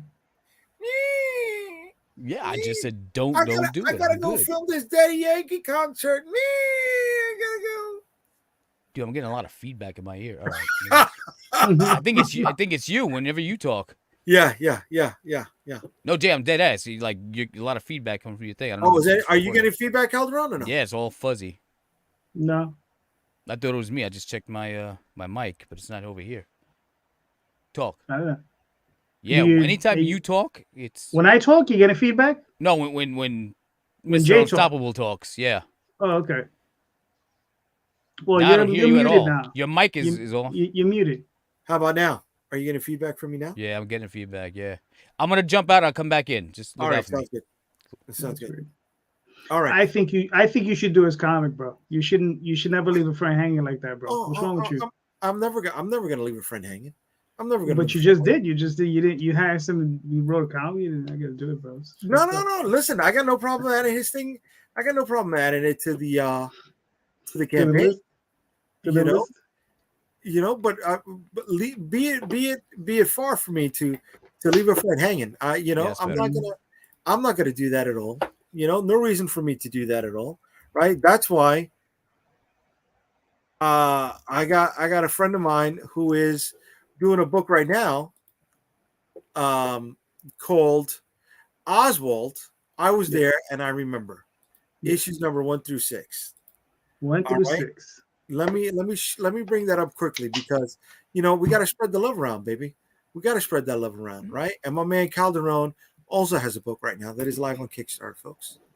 All right, and he's at 1,900. Before we started the show, Wow. he was at 18 and change. Okay, Yeah. so he's at 1920 of a $500 goal. He's already got 68 backers, and he's got 15 days left to go. Wow, Calderon shout out is to you, my working guy. on Oswald. Even though this is issue number 1 through 6, this is number what 42, 39 in the series. I don't know. I have no idea. Okay. When I have a master list, like anyone who backs, I give them a master list of all the stories so that they know how to read it in order. So Now, but yeah, at one point, I remember. Matter of fact, it was this time last year. You were talking about how Oswald was in a storyline, not a dream state, but it took him out of his timeline. Well, what it is he was actually in Dream, right? He was in a different reality. Yeah, he was actually in Dream, and the name of this story is I Was There and I Remember, and this is him recounting the story of his time in Dream. He basically is in a self-induced coma for about 2 weeks of time, and during that time, he's in Dream. He lives about 80 years in Dream, and when he comes out of the coma, he remembers everything that occurred. Some of his friends convince him that it was just a dream, but he has evidence. He has a physical item that comes with him from Dream. So he's still skeptical. He doesn't really know what to do because he left family in Dream. He had an entire empire. He was married. He had children. He had grandchildren. He had the whole 9 yards, and it was a whole thing with him becoming an emperor and the whole 9 yards. Was he a pirate? Because this cover looks like he's on a pirate ship, and I love it. Well, yes, because he had a Royal Navy, and his Navy they had ships, and they were like but they were like airships. They looked like old ships of the line, but they were they were flying through the air. Like I said, it was a dream. They were having a good time. And this is the artist that you're working with on the book? Jade Gonzalez, yes. Yes. She's been putting up with me for about 14 years now. Hey, now. Yeah. Kyler, so let me ask you a question because this is the first time I'm seeing this. What do you attribute the success to this title or this series to? Like, where are the fans connecting? What do you think is the most thing that engages with them? I mean, it's usually most of my neighbors, and I threaten their lives. Jay, you got a lot of work to do. Yeah. No.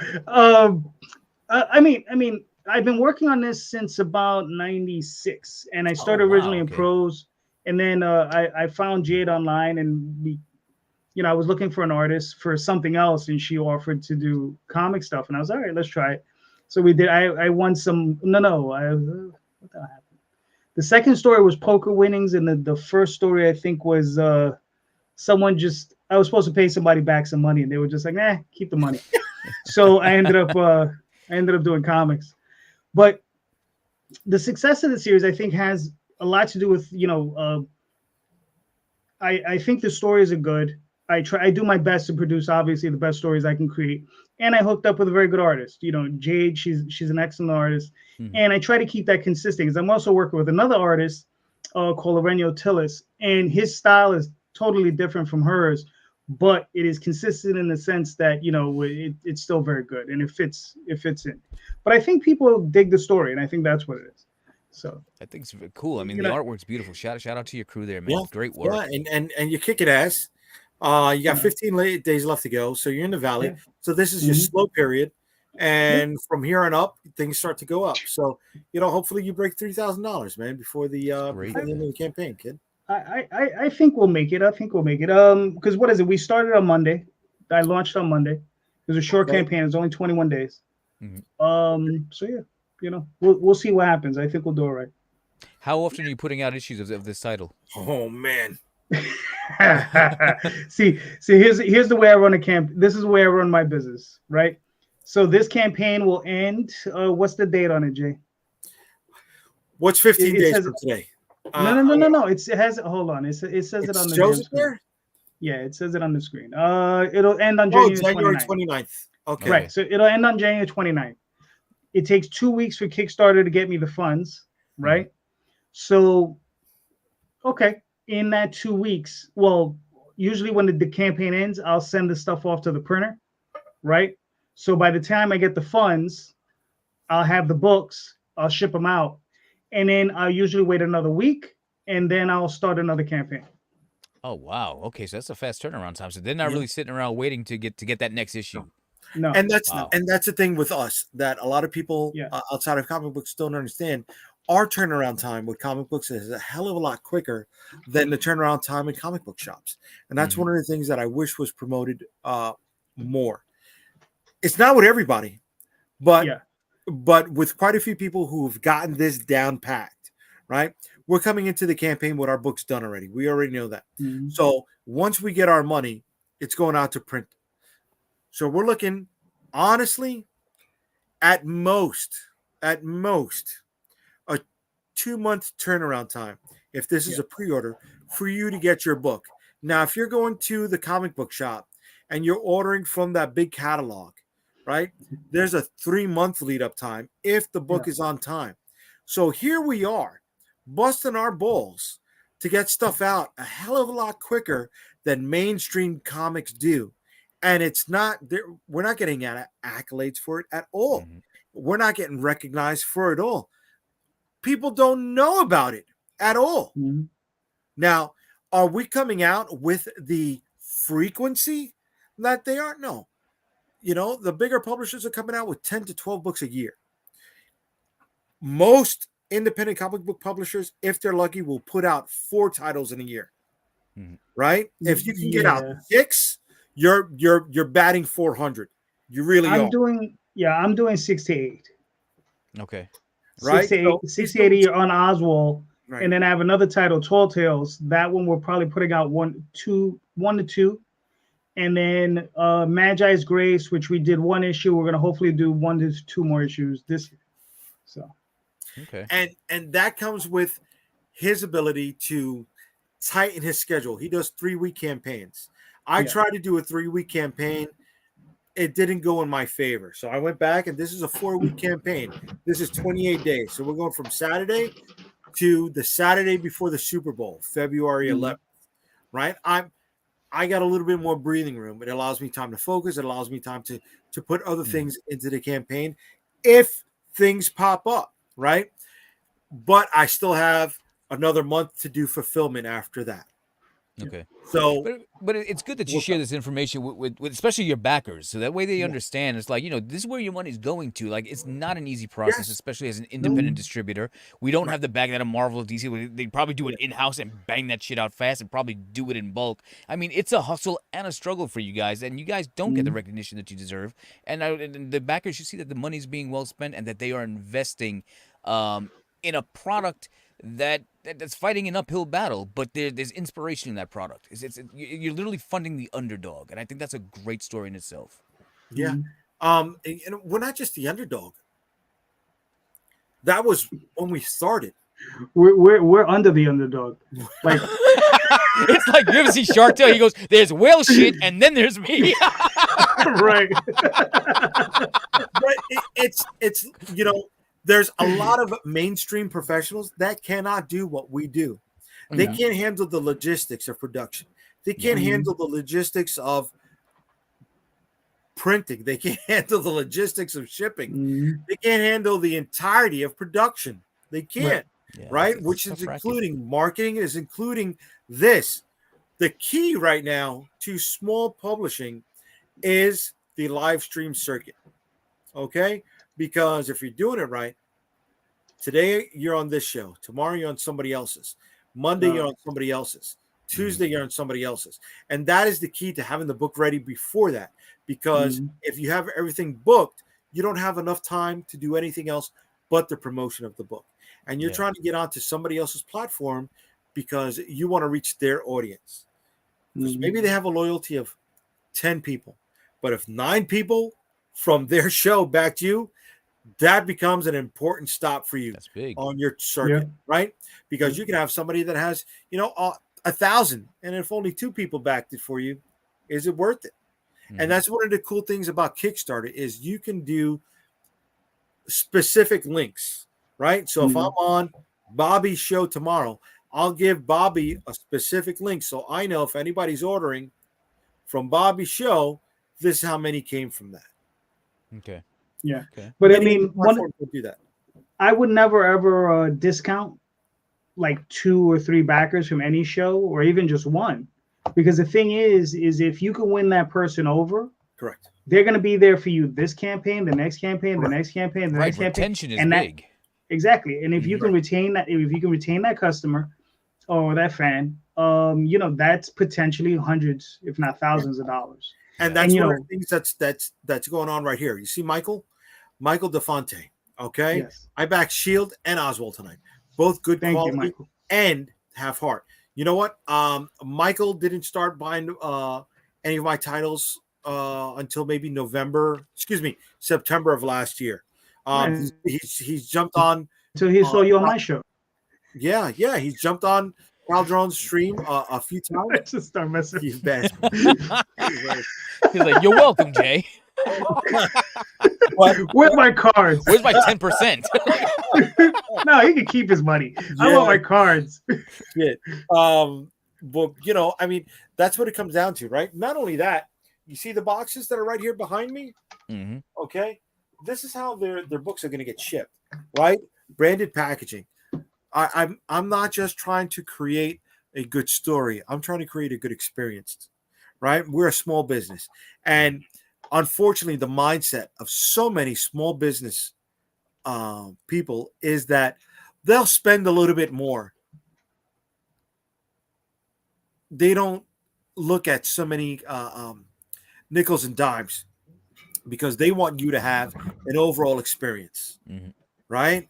And you're not getting that, not just from the Kevin Feige.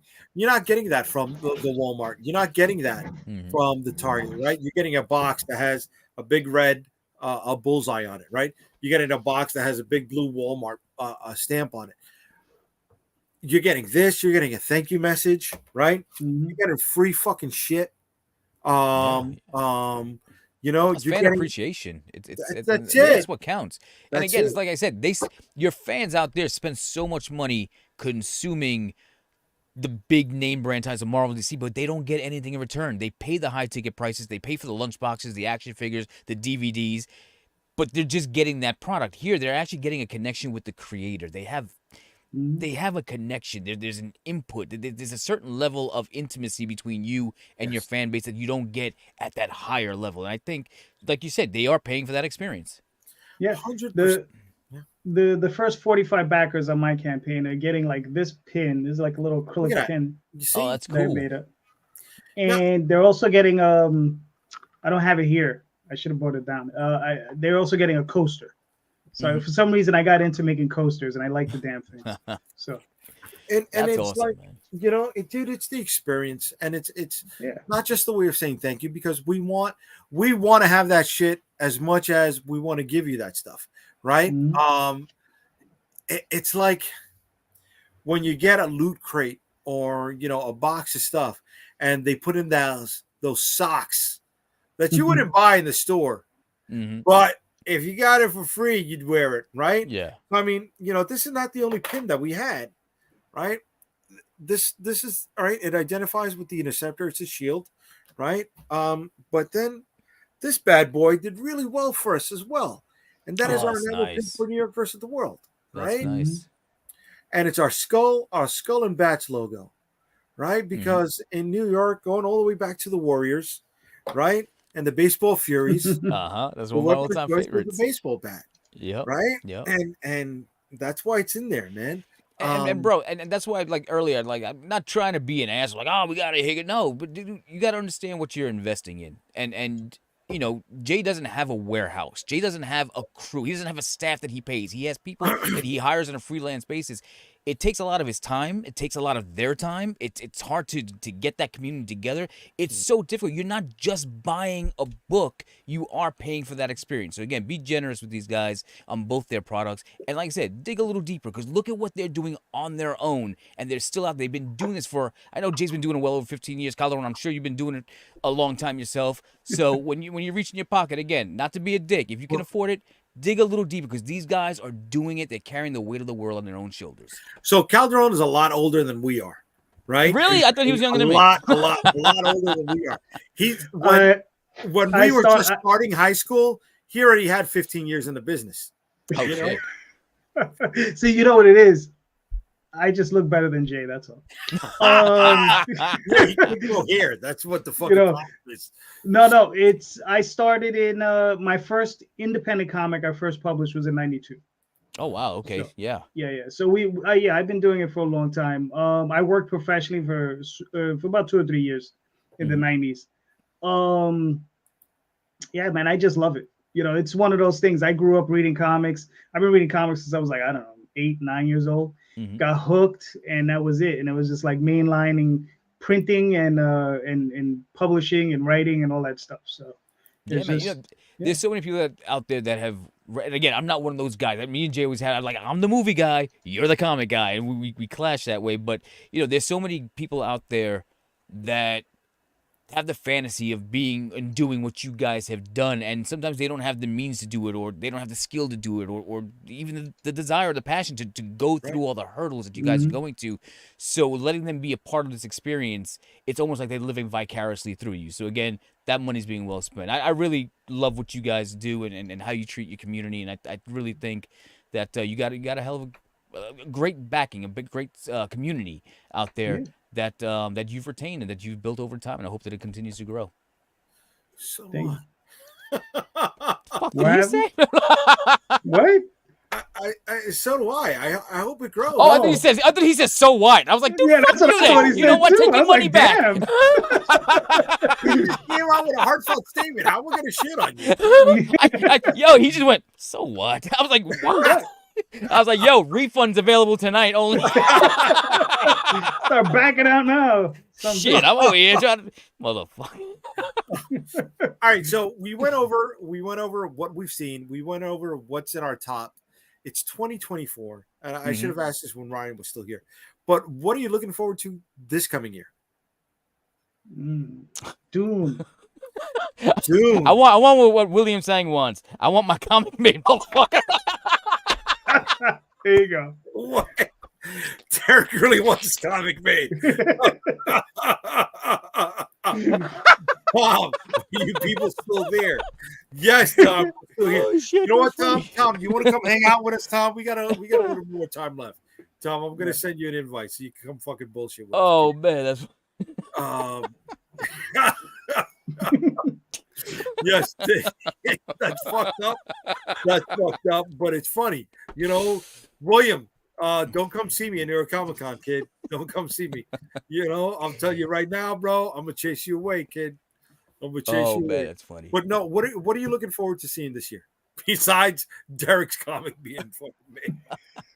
I mean, we mentioned it earlier. I'm really looking forward to the Joker. I love the first Joker. I always have this thing when I talk to movie people.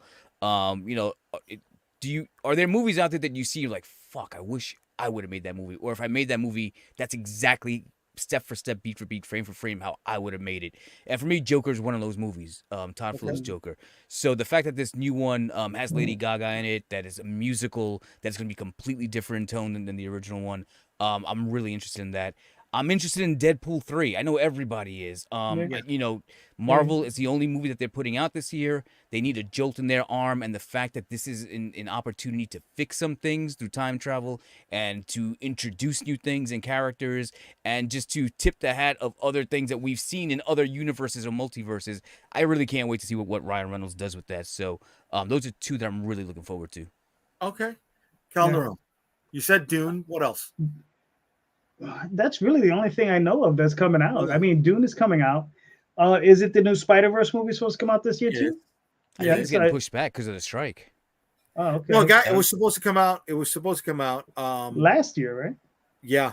It was supposed to do it back to back, right? Like there was within like 8 months of each other. March, but I don't think it's finished. Right. Yeah. What else? That I haven't been keeping track because the thing is ever since before COVID, I would go. I'm sure you both know JoeBlow.com. Yeah. Dude, right. So since day one with them. Right. Yeah. So you go on there and you would see what's coming out, but now it's like the list is very limited. There's not. Yeah. It's only a few months ahead. I got one. What? And I hope Netflix doesn't electric boogaloo it, but I'm looking forward to seeing Beverly Hills Cop 4. Negative, Doctor, on that all day. Negative. All right, and we got. Dude. We're gonna. Rebel Moon #2 is coming out. So. Oh my God! Ooh, yeah, there's that. And the biggest supporter of the Rebel Moon series and of Marvels is coming in to hang out with us, and I know how much he loves these movies. Let's have him share a little bit of his love for the Marvels. And for Tom, what's up, big guy? Tom, what's up? I can't believe I got dropped in right after someone said they're looking forward to Beverly Hills Cop 4. Dude, I'm an Axel Foley mark, man. Oh my God. Oh yeah, it's funny. Everybody says, "Man, you must have grown up on Rocky Balboa and Axel Foley." Like, yeah, that's kind of what molded my personality. So. Yeah, I mean, it's like I know we all have hope for it, but we all saw Coming to America too, right? Oh my Yeah. God, that, drizzling dude? shit. Just Like, gonna fucking say it's that. just, it's not. I mean, I'm not going to say it's not going to be good because we don't know, but like the odds are so not in their favor. Especially even after Beverly Hills Cop 3, like that was just a terrible movie. So Beverly Hills horrible. Cop 3 was bad. Oh, it was so bad. Horrible. You Yeah. know, You know what I went am looking from forward the to? raunchiness and Playboy Mansion of Beverly Hills Cop 2 to pseudo Disneyland in Beverly Cops 3. Yeah. And it was just- Yeah, that to me that never happened. I don't even acknowledge that movie, but I'm looking forward to the Fall Guy. I want to see that. oh, my man. Yeah. You know, I don't know about you guys. Ryan Gosling is winning me the fuck over, man. He makes your junk wiggle. A little bit. You know what I'm saying? A little bit. I let him P. Diddy me. You know, come on. Wow. No, nobody get on that one. Yeah, All no, right, I got it, I- but that's a I little threw my- aggressive. I served myself on a platter for the jokes, and nobody bid on it. No, Nobody bid on it. I I mean, feel if you're like gonna I pay him off the wasted next that day so he don't report it, it's a different story. Exactly. You know. I feel like I fucking wasted that shit. Man. Mhm. God damn it. God damn it. So, I'll be surprised if I see you on my show tomorrow. all right. Tom, what are you looking forward to in 2024? You know, it's interesting because I was actually thinking about this the other day because I was looking at sort of what was coming up, like just in January and February, and I'm like, this is a terrible start to the year. Like, there's nothing in the theaters. Yep. I am interested. Next week, there's a movie coming out called ISS, which is Yes. space. What do they call it? The space machine. What It's the a fuck space is it called? station? Space station. Space The station, yeah. right? So basically, people go up to the space station, and as it's happening, they're looking like out through the windows and stuff, and they start to see that war Yeah, is happening on nuclear Earth, war. and they're stuck in the space station. So I heard it's about the it. I United didn't know States about and this Russians working together in the space station while Yeah. they're looking out and working jointly. They're looking down, and nuclear war's happening on Yeah. Earth, and then they're getting from their comms take over the space station. So now there's a battle about to go over. Yo, that shit looks for real. Yeah, Oh, yeah. okay. So that should be I mean, there's no marketing for this movie. Like No, no none one knows that whatsoever. this thing exists. I just the only saw it reason, recently. Yeah, the only reason I saw it was because it was a trailer on Godzilla last year, and I was like, "What Okay. the fuck is this? This is awesome." Yeah, yeah. Um, There's Did you another like movie. Godzilla? Calderon's the only one here who saw it. Were you a fan of it? of Godzilla -1? -1. Yeah. Yeah. I have problems with it. I have some issues with it, but overall, I thought it was really good. Yeah. Okay. Yeah, I keep Okay. hearing great things Yeah. about that. Did you have I problems? told you Tom was a man of taste. Bro, Tom I know knows he's shit. a man of I like taste. it. And For somebody even who liked Rebel Moon, he can't wait for the Snyder cut. yeah, Rebel yeah. Moon. Even the stuff that I kind of point out, like I didn't really go for that. Like none of it is it's ticky tack stuff that you know. Just I'm a 52-year-old Godzilla fan who's watched it my whole life, so I see things that other people don't see, and you know, stuff like that. But no, it's a really good movie, just in general, just in the context of the story and the characters and stuff. And then there's Godzilla. So Right. you know, that's pretty much all you need. Yeah. Yep. Okay. It was good. Okay. Yeah. Good. So going tangent off of that is Godzilla X Kong in a few months, which just looks like a freaking acid trip. Didn't that just come out? Ugh. No, that No. was like 3 years ago, dude. This is Yeah. that was Godzilla versus Kong. This is Godzilla X Kong, where they're working together as a team And I to saw a fight. picture. Kong has like a bionic arm in this one, right? Yeah, it's Yeah. stupid. It's stupid. Is it by the same production company or No, this is legendary, dude. The Mhm. Godzilla -1 is Toho. Right. That's Right. like real Yes. Godzilla, and This- then there's uh, legendary Godzilla. This one Mhm. ties into Skull Island and Yeah. Godzilla. Yeah, Yes. just that Yeah. shit show. How you guys Yeah. feeling about the new Ghostbusters? I have no interest in it anymore. Yeah. I want to see it. I will end up seeing it, I'm sure. But the last one. Here's the thing with the last one. Like the last one wasn't a terrible movie, but Mhm. it was so just a sugar stick of nostalgia. Like that's literally all it was, you know. Yeah. And it was fun. Like, and they did Harold Ramis good at the end, and you know, you kind of left the theater with like a good feeling, like, oh, that was nice. But like the last half hour of the movie is just the original Ghostbusters. Yeah. And like it's just, well, here we're gonna have the girl turn into the thing and the guy turn into the thing, and she's wearing the same dress, and it's just like this is just the same thing. Yeah. So it kind of wore thin on me, but it wasn't. But so was the first Ray Star Wars. It was the fucking first Star Wars game. Sure, absolutely, yeah. That's a very fair comparison. Yeah, absolutely. Right, and we bid on it. Right, nostalgia is a but nostalgia can be done right, and nostalgia can be done right. But with Ghostbusters, see, with Star Wars, it was sort of tangential nostalgia. Like, yes, we've been on a desert planet, but it's not Tatooine this time. Yes, we have a Darth Vader, but it's his grandson or whatever, right? So it's tangential things that are semi-organic to the story. In this case, literally, like, the part that bugged me the most was when she turned into the gatekeeper and literally was wearing the same dress. I was like, what are we doing? Like, this is so just like, we know what we have to do to sort of latch onto the fans, especially after the 2016 disaster that didn't know what it was supposed to be or wanted to be. They had to bring it back and be like, hey, remember when this was cool? So, that was sort of the flaw in the Ghostbusters. And again, it wasn't bad. I didn't hate it at all, but it was just a little too much of that. I got you. I got you. I'm interested in what they'll do with the new one now that they're having a new storyline and new bad guys and all that kind of stuff. There's potential there. But I'm just not going in with high hope. That's all. Dude, they're going into Coney Island. They're going into the only obstacle that nearly defeated Remo Williams. Thank you. You didn't bite on the PG joke, but you bit on the Remo Williams joke. That's the fucking old crew. We're never gonna get the you bit on the Remo fucking Williams. Wow. Okay. Thank fucking God. He went there. Okay. He went there. Okay. I got something back on that. I loved Remo Williams and the sponsor, the poster child for diabetes.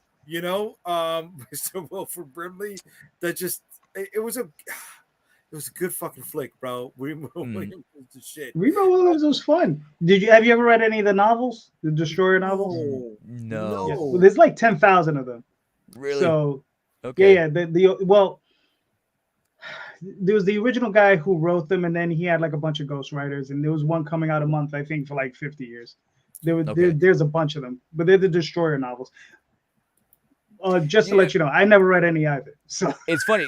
I was just reading. I watched Steve McQueen's Bullet the other night, and I didn't realize that Bullet was based on a bunch of novels too. So Steven Spielberg is currently in production to remake Bullet with Bradley Cooper in the McQueen role, but not remaking the original Bullet movie. It's based on another one of these Bullet stories. I was like, oh shit! I didn't realize that there was a whole Bullet world out there. Neither did I.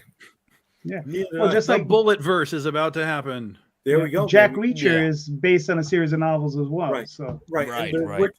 There's a ton of properties out there. They're just, I don't know. They haven't reached that level of Star Wars marketability, right? That it's in everybody's household and grandma knows who the fuck Star Wars is. Whether they think it's a person or a movie, they still know what the fuck it is.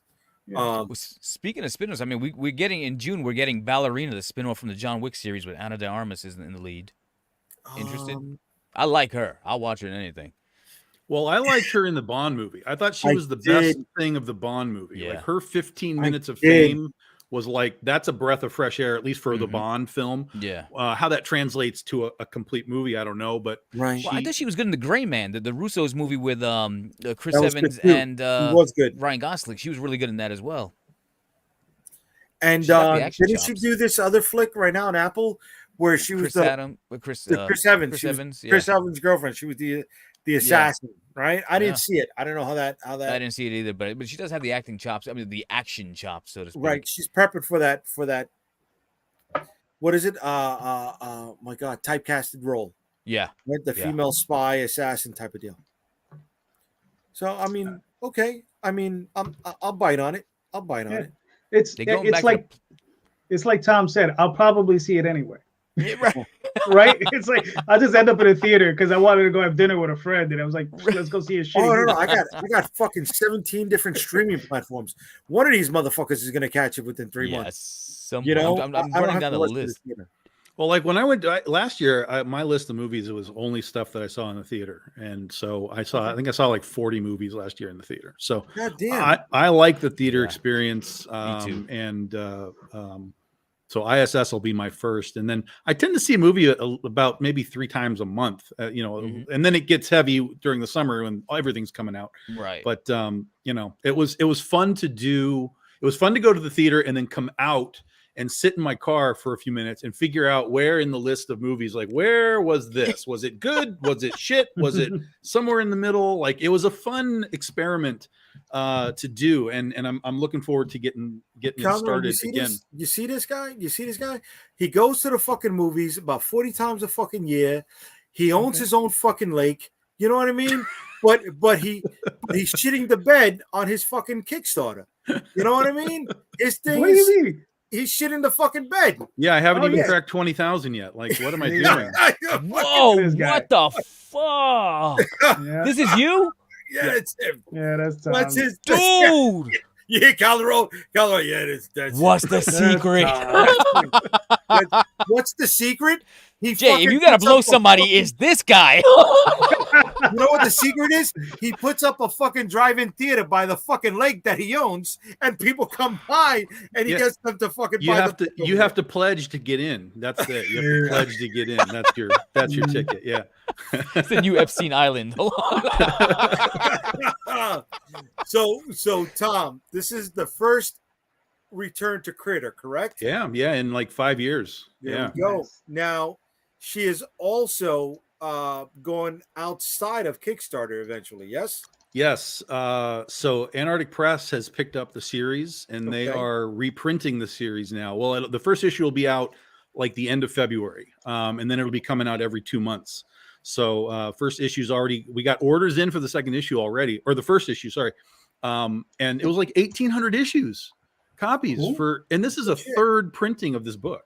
Like, Nice. what is going on? I'm completely blown away by the response from AP, from this Kickstarter, which is just nuts. I mean, I thought that we hit 15,000 a few days ago, and I was like, this is where I thought the whole campaign was going to end, was around 15 or 16.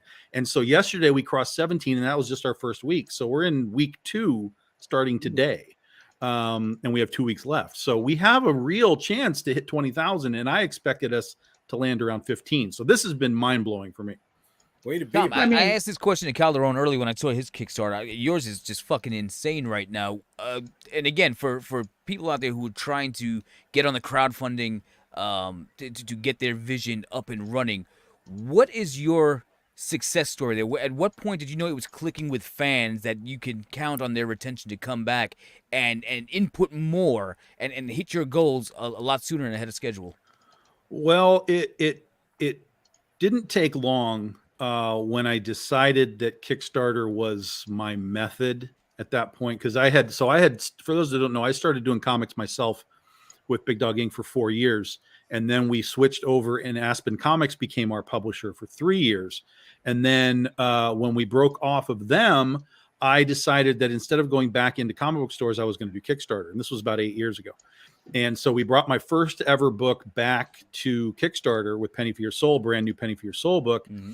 And we did about 16,000 on the first campaign. It was, I don't know, 250 backers or something like that. And I was like, okay, that's good. Now let me see what happens when we do issue 2. Issue 2 was almost identical. Numbers and backers was almost identical. So I was like, all right, so there's a foundation here. And then we went to number 3, and number 3 jumped to over 20,000, and we got more backers. And I was like, oh, okay, there is something here. There is a way to do this. Attrition isn't the same as it works in the retail stores, because normally you go a high number 1 and then you fall off a cliff. In this case, with Penny for Your Soul, we ran 7 issues, and every issue got better and better and better numbers all the way to issue 7. So Kickstarter has the opposite effect on attrition rates and so on, because as you're going through, people are watching those numbers climb. People are watching you come back. There's a built-in fan base on Kickstarter, not Indiegogo, not anywhere else, Kickstarter. And if you can be consistent with those guys and be like, hey, we're doing this one, and then the next one is whatever in March, and then the next one is July, and they know that it's coming. Similar to the system like in comic book stores, if they know it's coming, they get ready for it. And it's one of those things that I watch people all the time that are just sort of loosey goosey about their launch dates, and it's like, well, we're going to try and do it in March, but I don't know. No, tell them when it's happening. Get people ready, and then when you're ready to go, you'll see a pop. But then again, when we went to Kickstarter, full time, at that point I had 7 years of being out in retail stores, like monthly with myself and with Aspen. So we had built a fan base. We have a meager social media presence because I do it all and I hate social media. So, things like Instagram and Twitter and all that, they really suffer, but we do a lot of stuff on Facebook. So, that's it. It's really just sort of time put in, and we have the advantage, of course, of being able to do the variant covers with the girls and stuff. That's obviously clearly an advantage.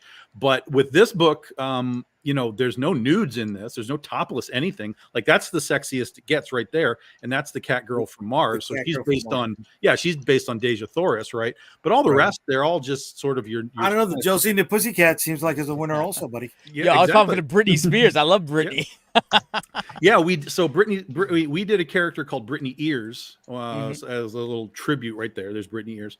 But then we also, yesterday, January 12th, is the 25th anniversary of Britney Spears' first album dropping. And so we did a special little tribute cover for that. That's,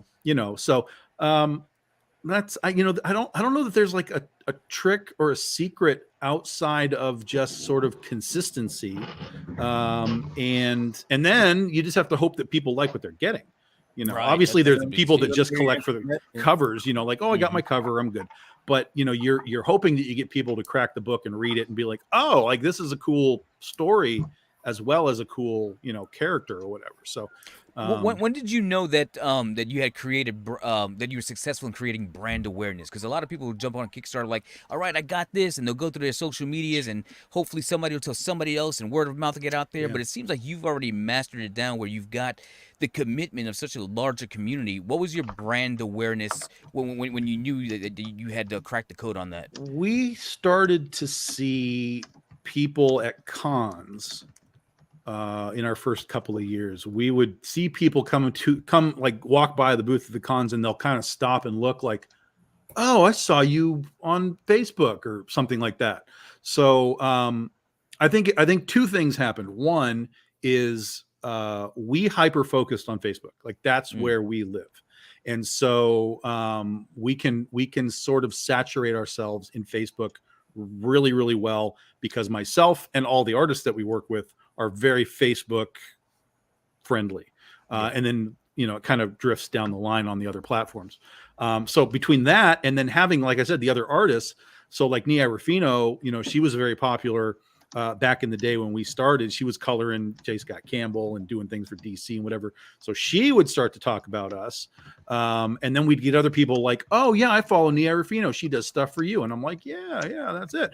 So again, I think it's just consistency and focus on the part that makes sense to you. Like, for me, Instagram and Twitter never made sense to me, but Facebook made sense to me. So I put the blinders on for the most part and was like, how do I make Facebook work for me? What do they need to see? What do they need to hear? And how can I just keep feeding them whatever content, whether it's just pictures of stuff or me telling them why Rebel Moon is trash. Like, how do I feed that information, to that crowd? And because, like Gary Vaynerchuk says, I don't know if you guys know who Gary V is. I love Gary Vaynerchuk. You need to watch Gary V. But Gary V pisses me off because he gives you all the answers. But the problem is that all the answers require you to do more work. I'm like, fuck you, Gary. I'm not doing all that extra work. So, he'll tell you, like, Twitter and Instagram and TikTok, like, they all work differently. And you have to figure out how they work to make them work as efficiently as possible. Yeah. I feel like I've figured out Facebook. And so that's where I focus everything. And then I just kind of tinker around with the rest of it. And, whatever it is what it is. I'm in the process now of trying to build my Midnight Hustle brand and my podcast, and I just keep hearing, obviously, the consistency and creating content that's valuable to the viewer so they can get the subscriptions. Mhm. But I guess because I'm so eclectic when it comes to the content that I'm talking about, whether it's my history in pro wrestling, my love for movies, trying to get stand-up comedians, just doing so much going on that YouTube's algorithm is like, I don't know what the fuck you want me to focus on. I'm like, so again, I'm when I see a success story like you've got right now, I'm always want to pick the brain of somebody who's had the success so I can understand building my brand and what I can do to better that and create more awareness to get that commitment from subscribers and fans. Yeah, the only thing I'd say in that regard is because I'm similar in that way with my comics, because we do everything. Like there's westerns and superheroes and horror and historical fiction and you gotta diversify that portfolio, everything. baby. Yeah, so there's a diversification. So if you have diverse content, I would say that I would tell you, as far as your branding goes, make sure that you have, every time you post an image of some kind, whether it's a thumbnail or whatever for previews, or hey, here's the thing that we're doing, brand that image, right? Like your logo, like have a branding, like don't make it change. Like, so every time someone sees it, it has a similarity to it. It's like the Pepsi logo, right? It's, it's the circle and the weird duck goose thing that's in there. So every time they say Pepsi, there's the logo. So every single thing that you do, it doesn't matter if you're like, JD is on to talk about kids comics, have your logo there. Jay Rosario's on to talk about, this. Tom's on to talk about this. Have that bit of information, but always have your logo. Boom, boom, boom, boom. Yeah. Always front and center. That way, it doesn't matter what the content is. People will get used to seeing that logo, and they'll be like, "Oh, he's back again. Oh, he's back again. Oh, he's back again." And then from there, they decide if they want to, partake of that particular content. But I didn't have the fucking logo on the entire fucking. He didn't have the logo on the whole fucking time. He's like, oh, the logo. That was one of the things I made sure I fucking put together tonight. God damn it. No, but Tom, that's great advice, man. I really appreciate that. And again, congratulations. I mean, your stuff looks phenomenal. I want to take a look at that stuff too. Thank you. Really Bro, so JD, do you still have that page that you could pull up? With yours? Yeah. Yeah. Let me just go to the top. And let me just talk about, go to the top. Yeah. And I'll show you how I do the branding part, because it doesn't matter what book I do, what title it is, I always do this image the same. So all the way to the top, right there. So every time you see a Big Dog Inc. thing, there's a character on the left, there's Kickstarter up the left, there's the Big Dog Inc. logo at the bottom, and then to the right is whatever logo we're actually doing. Whatever title it is will be right there. Critter, Penny for Your Soul, Legend of Oz, boom. So it always looks like this. And then we change the blue out. Sometimes it's blue, green, yellow, whatever. Right. But the layout is always the same. So no matter when you see it, if you've seen it enough, you start to know that's a Big Dog Inc. thing. I need to pay attention. Yeah, I literally just started doing that with all my thumbnails on YouTube. I was like, they all need to be consistent. Yes. Change the color in the background, the Midnight Hustle logo there. When I'm doing celebrity interviews, Yep. make sure I've done the thing where I'm cartooning their image now, but I want them to all be consistent. Big image here, action image here, their name is centered with my logo up on top and the episode number. So I agree with what you're saying. You've got to stay consistent with your branding and your look and just to burn it in somebody's head. It's working for him. I just wish he was doing better. You know what I mean? His numbers are bad. His numbers are fucking bad. But guys, we're fucking rocking and rolling. We're rocking and rolling for fucking almost 3 hours, and I've done almost a third of this bottle tonight to celebrate. I want to thank everybody who came by to hang out with us tonight to promote my new book, Shield of the Interceptor. You guys came out and, this was this. Folks were able to get out on the first day. Anybody who's ordering your physical package, the Wizard Magazine Holochrome cover. The Wizard Magazine homage cover in trading card, featuring Unstoppable Comics characters. The idea for which I stole from our latest guest from the evening, Tom. He ran it. I was looking for it on your page. I didn't see it. I pulled it off because it's not, they can't get it anymore. It was the early bird one. Right. Yeah. So yeah, so if a fucking good idea works, it fucking works, right? So there's that, and then our other gift for the returning backers, which is this holochrome trading card. So anybody who has backed a project for us before can get this bad boy for free just by coming back and ordering a physical reward. And the card is going to look shiny and bright, just like this. You know what I mean? Nice and shiny. And the sumbitch is going to get shipped with this hard protector on it. So you're not going to get it just tossed into the package, with a little piece of fucking duct tape to hold it in there in place. Fancy. Yeah, boy. I want to thank JD for coming through and his book, which is also on Kickstarter, Oswald Chronicles. What was the subtitle for it again? I was there and I remember. I was there and I remember. And I want to thank Tom. I just wish his book was doing better. I'm so sorry, buddy. Fingers crossed. Fingers crossed. We have a good weekend. Crossed, I mean, the taxes on the lake that he owns are fucking, you know what I mean? I mean, even though it's in Michigan and it's close to Detroit, but the drug traffickers hit him off, so that's why he's able to afford some of those property taxes over there. That's good. But no, Tom's kicking fucking ass with his book, and I'm glad he's doing so well. I'm glad you came by to shoot the shit with us, and my brother for another mother. All right, my man Derek, who has put me into some of the funniest, anxiety-ridden, mind-bending, torturous situations in my goddamn fucking life, dude. Bad decisions make good stories.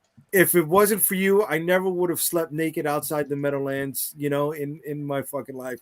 And thank you for, the wind chill factor in going through that. But, to everybody else who spent 3 fucking hours with us, that was awesome. Thank you for allowing me all to honor my dad on what would have been his 75th birthday. And thank you to those who are backing all of our books. It's fun. At the end of the fucking day, if we didn't have fun doing this, we wouldn't be fucking doing this, right? Mm-hmm. Whether we're doing this for pennies, nickels, dimes, or dollars, right? Mm-hmm. No, I want dollars. Yeah, I can have the pennies. I want that shit too. I'm not saying I fucking don't. I'm not saying I fucking don't. But some of us gotta, we gotta have some more. You know what I mean? Pull the Oliver Twist out of our ass. But listen, for those who have been checking up, we're at 52% for the day. So we're doing pretty well, and there are still 27 more days to go in the campaign. So thank you all. Please back these guys' books. Please back my book, and please come back and hang out with us next week. And come hang out with us tomorrow on Calderon's campaign. And don't forget to check out the Midnight Hustle podcast. All right. Derek has a ton of wrestlers out there. And, if you're tired of rewatching the same Mystery Science Theater fucking rewatch and riff track shit, check his stuff out. We'll have a laugh. Tom, Derek, and I will be doing Mega Force if you want to join us. Yeah, we got to figure out how we're going to pull that one off. Get fucking ready. All right. Good night, everybody, and thank you all. Good night, everybody. Night. Later. Good night.